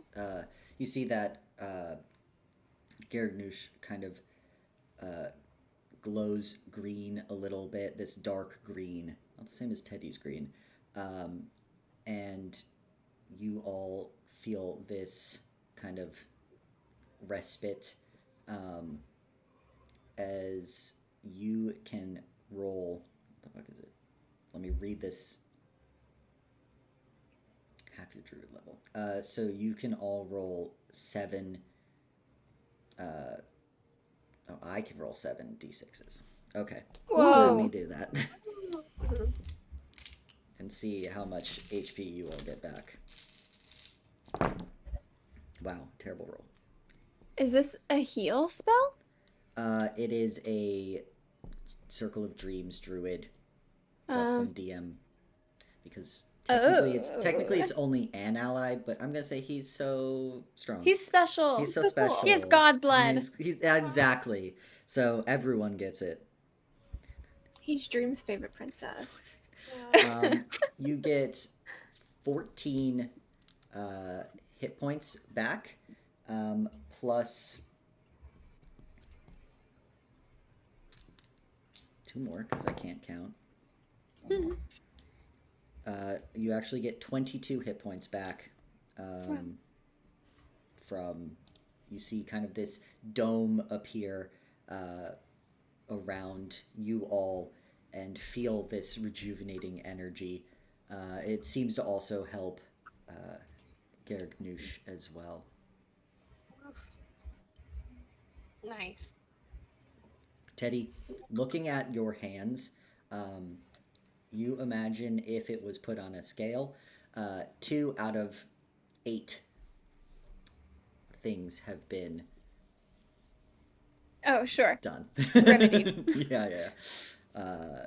For the damage, as is most of your fingers and like halfway up your arm, basically the whole part of your hands that you plunged into the shadowy door.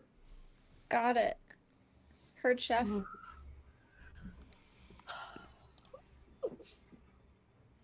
feel like Marigold feels bad that she can't help, so what she's gonna do is just take Teddy's hands, because when you warm up your digits from frostbite, you don't want hot water, you want like not, you know, Lukewarm, semi-cold. yeah, and You so want it cold and Marigold's clammy. hands are less warm than the others, so Aww.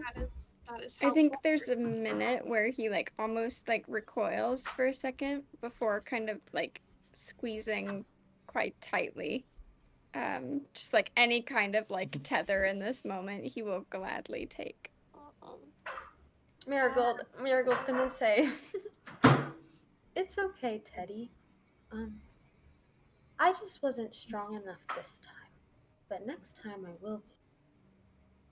Hopefully there won't isn't be a next a time. next time. I'm sorry, but I'll be strong enough next time. Not next time." I love her. In the future. You know what she means. We're all fine. We're all fine. That's could have happened to anyone. You didn't know that this would happen. It's like you said, it's not something that should have happened. Mm.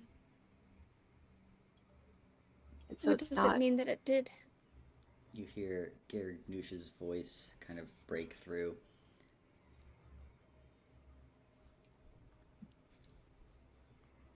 Something powerful and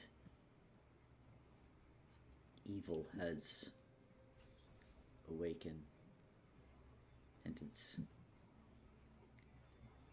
gaining strength, much like the Feywild and the Shadowfell.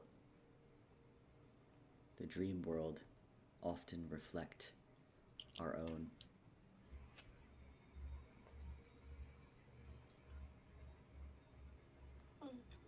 It can be a first step towards more.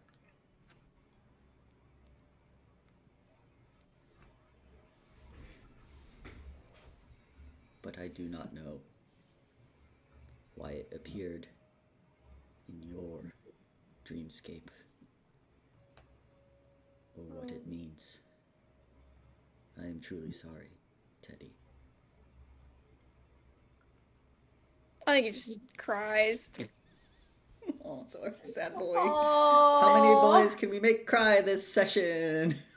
All of them. All of them. Make men cry. Make men cry 2025. Lucas, when are you gonna cry? Marigold's gonna say, "Do you mean the Forsaken?" You see that Gargnoosh kind of looks at you. He's like, "That is not a name I know, but it is very possible if you think that it fits with what happened." Has come up a few times. And is this like a names are power situation? Should we be saying its name? Or you think it's okay? I don't know. Ione said thoughts make it so.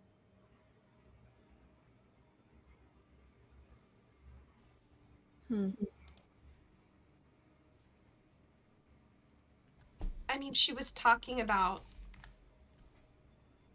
my goddess at the time, but I feel like there's something there. I mean, if it applies to one, then Why not another entity? yeah. Mm-hmm.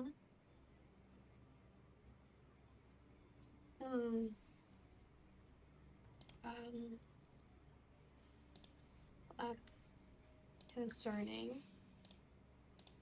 Does that mean...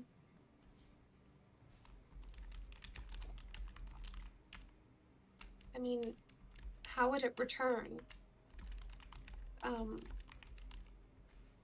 Is it something that is being aided in some way by, I don't know, people?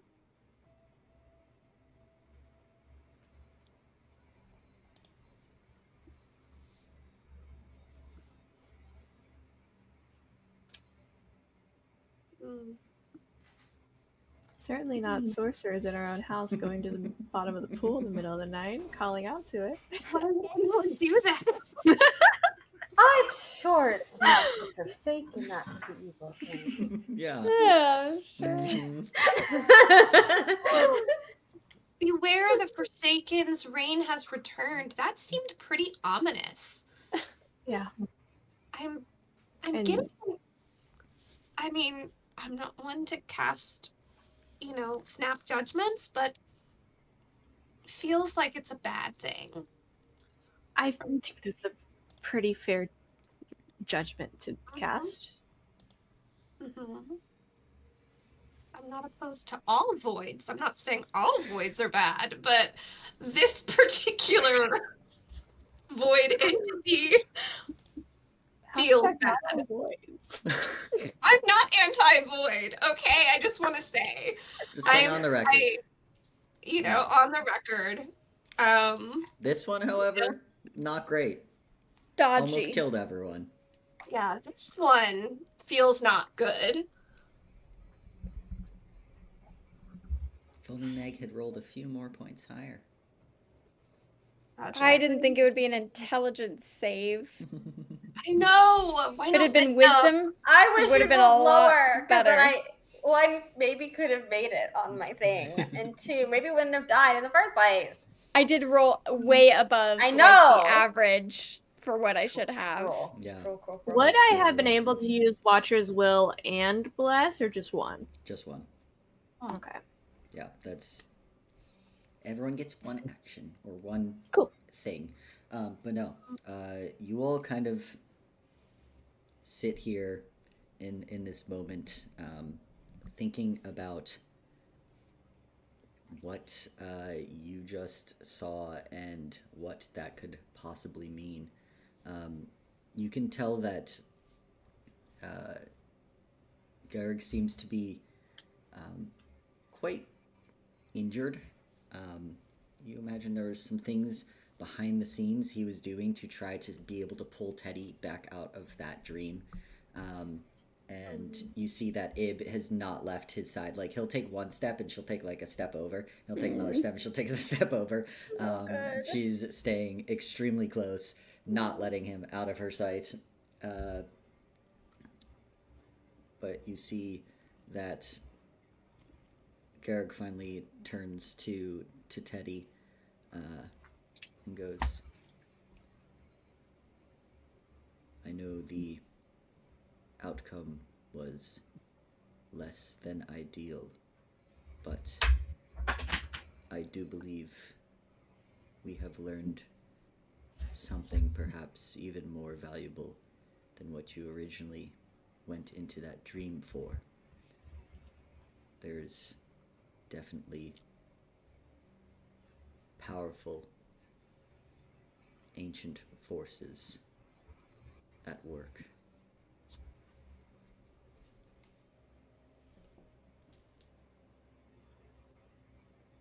In opening the door, did I let it through?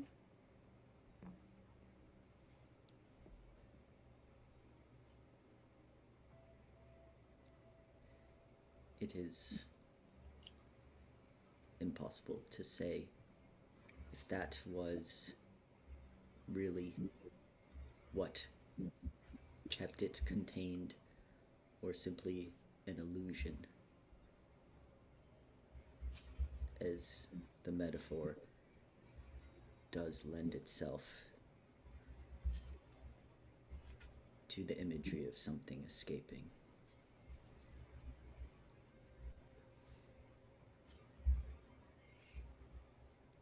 But with what we saw,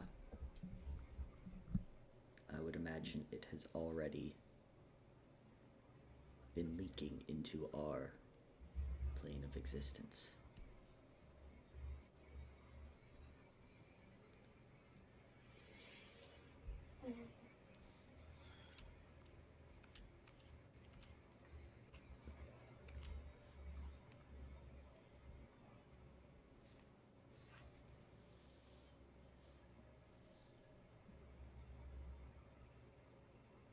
Thank you for your help. Of course. Sorry that I put you in the position that we ended up in. Nonsense. It is fine. This is my area of expertise, and I will only come away from this more informed and prepared. If I had been alone, there's a grave possibility I would not have been able to make it out.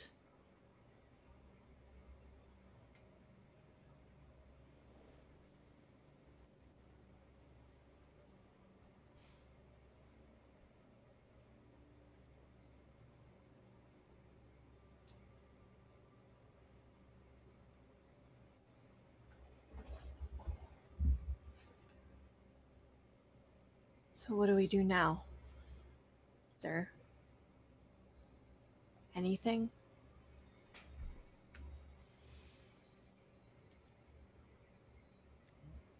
Well, we are more aware than we were before. So learning more and preparing.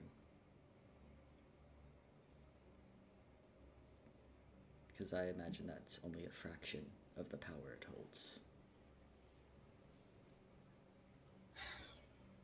Well, it's returning. That means that it was gone for a while. Something suppressed it.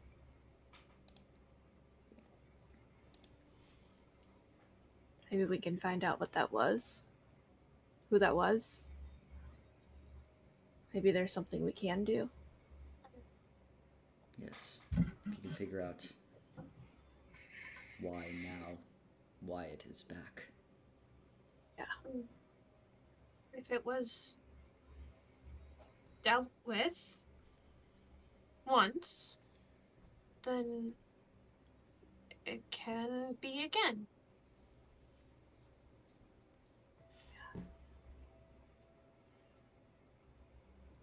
That is true. And maybe even a more permanent solution.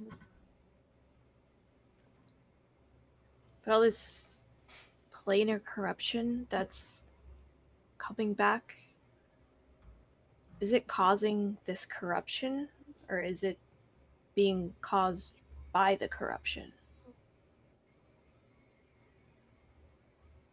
It's possible they go hand in hand.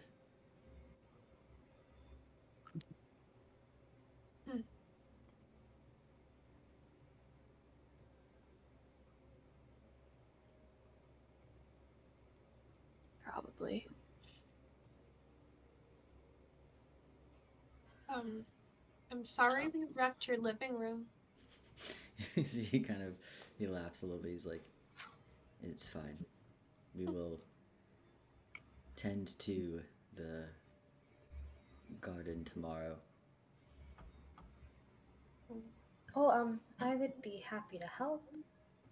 Yeah. Thank you. We can do. Looks at the There's a lot of blood. copious amounts of Lots blood Yeah. everywhere. Yeah. I mean, it was How a much blood how ritual. much how much of it is like proportionally blood and how much is it proportionally ink? Especially There's- curious as it pertains to myself. Yeah, there's a lot of blood from everyone. There's a lot of ink from you, and also blood. And there's also a lot of ink around Garrig as well. Teddy, inkless. No ink around Teddy. Just necrotic damage to his hands. Which is going to be really exciting when we pick up for the one shot, which is not enough time for Teddy. Maybe it isn't enough time for Teddy to get some express healing. Otherwise, he's going to roll into that new group of people with an interesting situation going on his hands. Malady. Yeah. You were able to do Okay. too, so it's possible. Yeah. But yeah, anything Get else? one from Xanthi, one from Hayes. We go to Claudia. We go to the infirmary. We hit up every cleric. Cleric, you know. Yes. Cure We run wounds this. crawl. Yeah, bar crawl, let's go.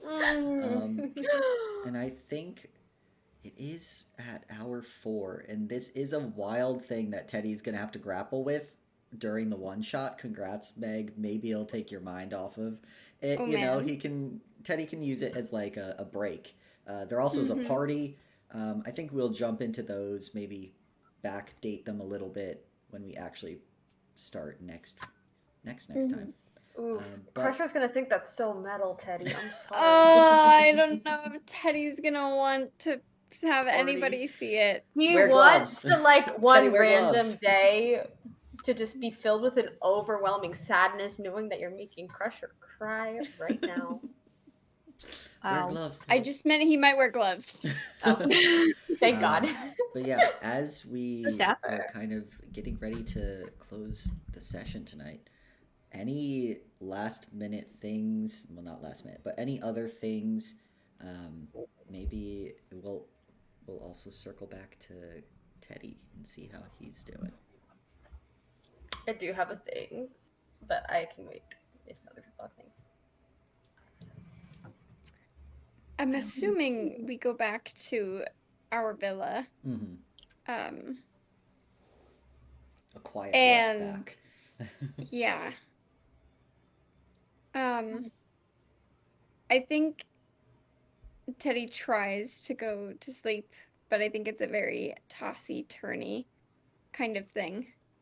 And I don't know if you guys have ever like had this experience where like you just like are so worked up about something that you just cannot like get yourself to wind down or relax. So you will just like do something, anything until your like body just kind of like crashes out. So I think that after a couple of like hours of restlessness, he'll get up and he will go downstairs and I don't even know what he would do. So I think he just does the only thing he knows to do and he doesn't know what else to do. And I think he just gets to pruning and gardening and Some midnight gardening. yeah, just like 3 a.m. gardening. I think in his mind, if he can cover his arms in enough dirt, he can forget about the like, you know, Oh. streaks of black Ugh. running all up them. Yeah. And I think that eventually he finds himself just like so worn out that he stumbles inside and just kind of crashes on the couch. Yeah. Covered in dirt. Covered in dirt, sorry. We'll Yeah. clean it up tomorrow. Yeah. Absolutely. I think that Hayes has probably been trying, like, watching Teddy from their own bed, like, trying to, like, toss and turn and sleep because, like, after that, You're not just gonna be like, okay, good night. Good night, A friend yeah. who had that kind of experience with the dream just now. Yeah. And keep an eye until you go downstairs. And this actually happened some other time. I think like right after the anomaly or right after his first dream or something.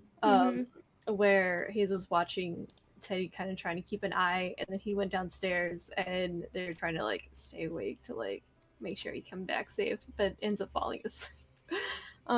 Wakes up and he's asleep on the couch. There are patterns. Yeah. Yeah. Xanthi, anything for you? How is Xanthi feeling? I think that was jarring, to say the least. So, she probably is also having probably physically exhausted, but also, just kind of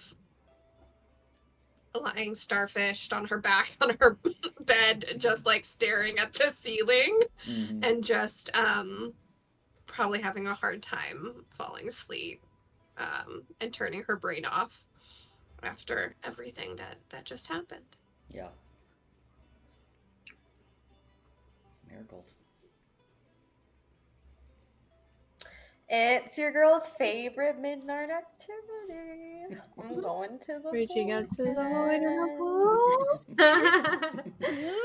Marigold's gonna try to sneak downstairs. It seems like everyone's awake. Everyone's awake. Yeah. Half of them are downstairs. So you know what? I guess everyone's awake. Might as well just make it casual. I'm totally just going for a midnight swim. I'm not being weird. In a cute little swimsuit. Just going for a midnight swim. I have this image of Marigold with a newspaper tucked under her arm, a mug of coffee, just morning, and then just into the pool, Well, it's perfect that she now has this comedic roll of newspaper and totally isn't hiding something in it that you'll find out in just a moment. I'm so excited to find out as well. Marigold, she goes down to the bottom of the pool again, sits there in the darkness.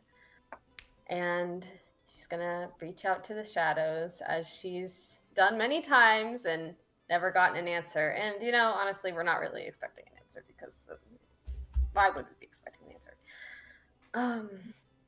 So she's reaching out again, specifically to the Forsaken, and she takes out of this comedic roll of newspaper her silver dagger, and she's going to run it against her palm to release some blood into the water.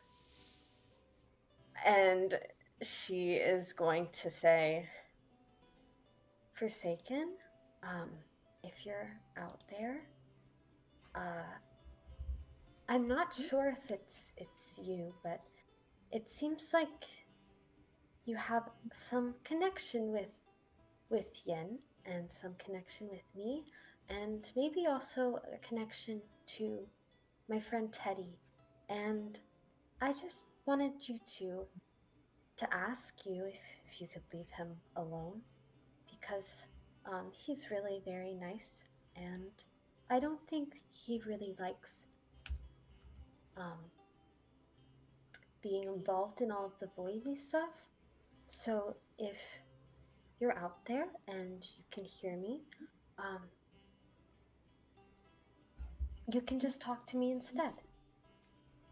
Marigold, how much damage do you do to yourself?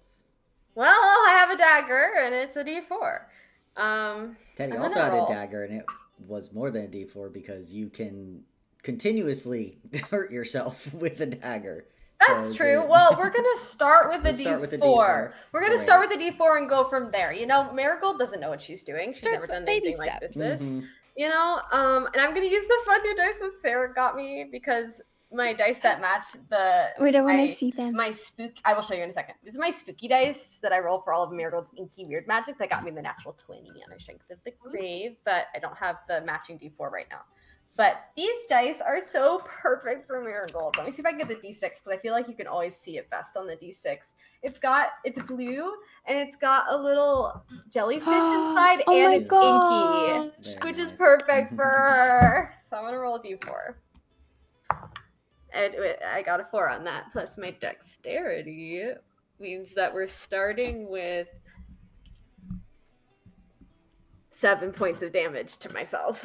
Yeah, you take 7 points of damage from this Max silver damage. dagger, max damage, as you call out to these. I think as Into she's doing this, she's shadows. also kind of thinking about how she almost died, but did feel something happen before then. Like something was trying to keep her from going down. She's also like reaching into that, I guess. Yeah. You can see kind of the blood float up in the water, looking very much like a swirly black ink in this. And you hear no response. Oh. Trying to decide if Marigold would do it again, or if she's just like, ugh. I'm kind of tired of being left on red. I kind of want answers. Just don't like bleed out in the pool. I don't bleed out in the pool. It's gonna take That's more all than I ask. 2 swipes of a dagger for me to bleed You out. crit on yourself. No, even that couldn't do it, I don't think. But that would be fun. Well, no, I'm not rolling a Yeah, d20 you're not at all. rolling I'm just D20. rolling the damage dice. Yeah. I'll do it again. Marigold. She wants answers. Less conviction on that one. Just 4 points of damage. Just 4. Yeah. It is difficult to cut your own hand. It is difficult to then do it a second time with the pain. Not quite as deep. And as you hear no response, you feel this frustration build where you just want to know. You want answers. And it reminds you of what Teddy said earlier about the door and the unescapable desire to know and where it got him. And as you hear nothing else, I think that is where we will leave the session tonight. That was a Oh good my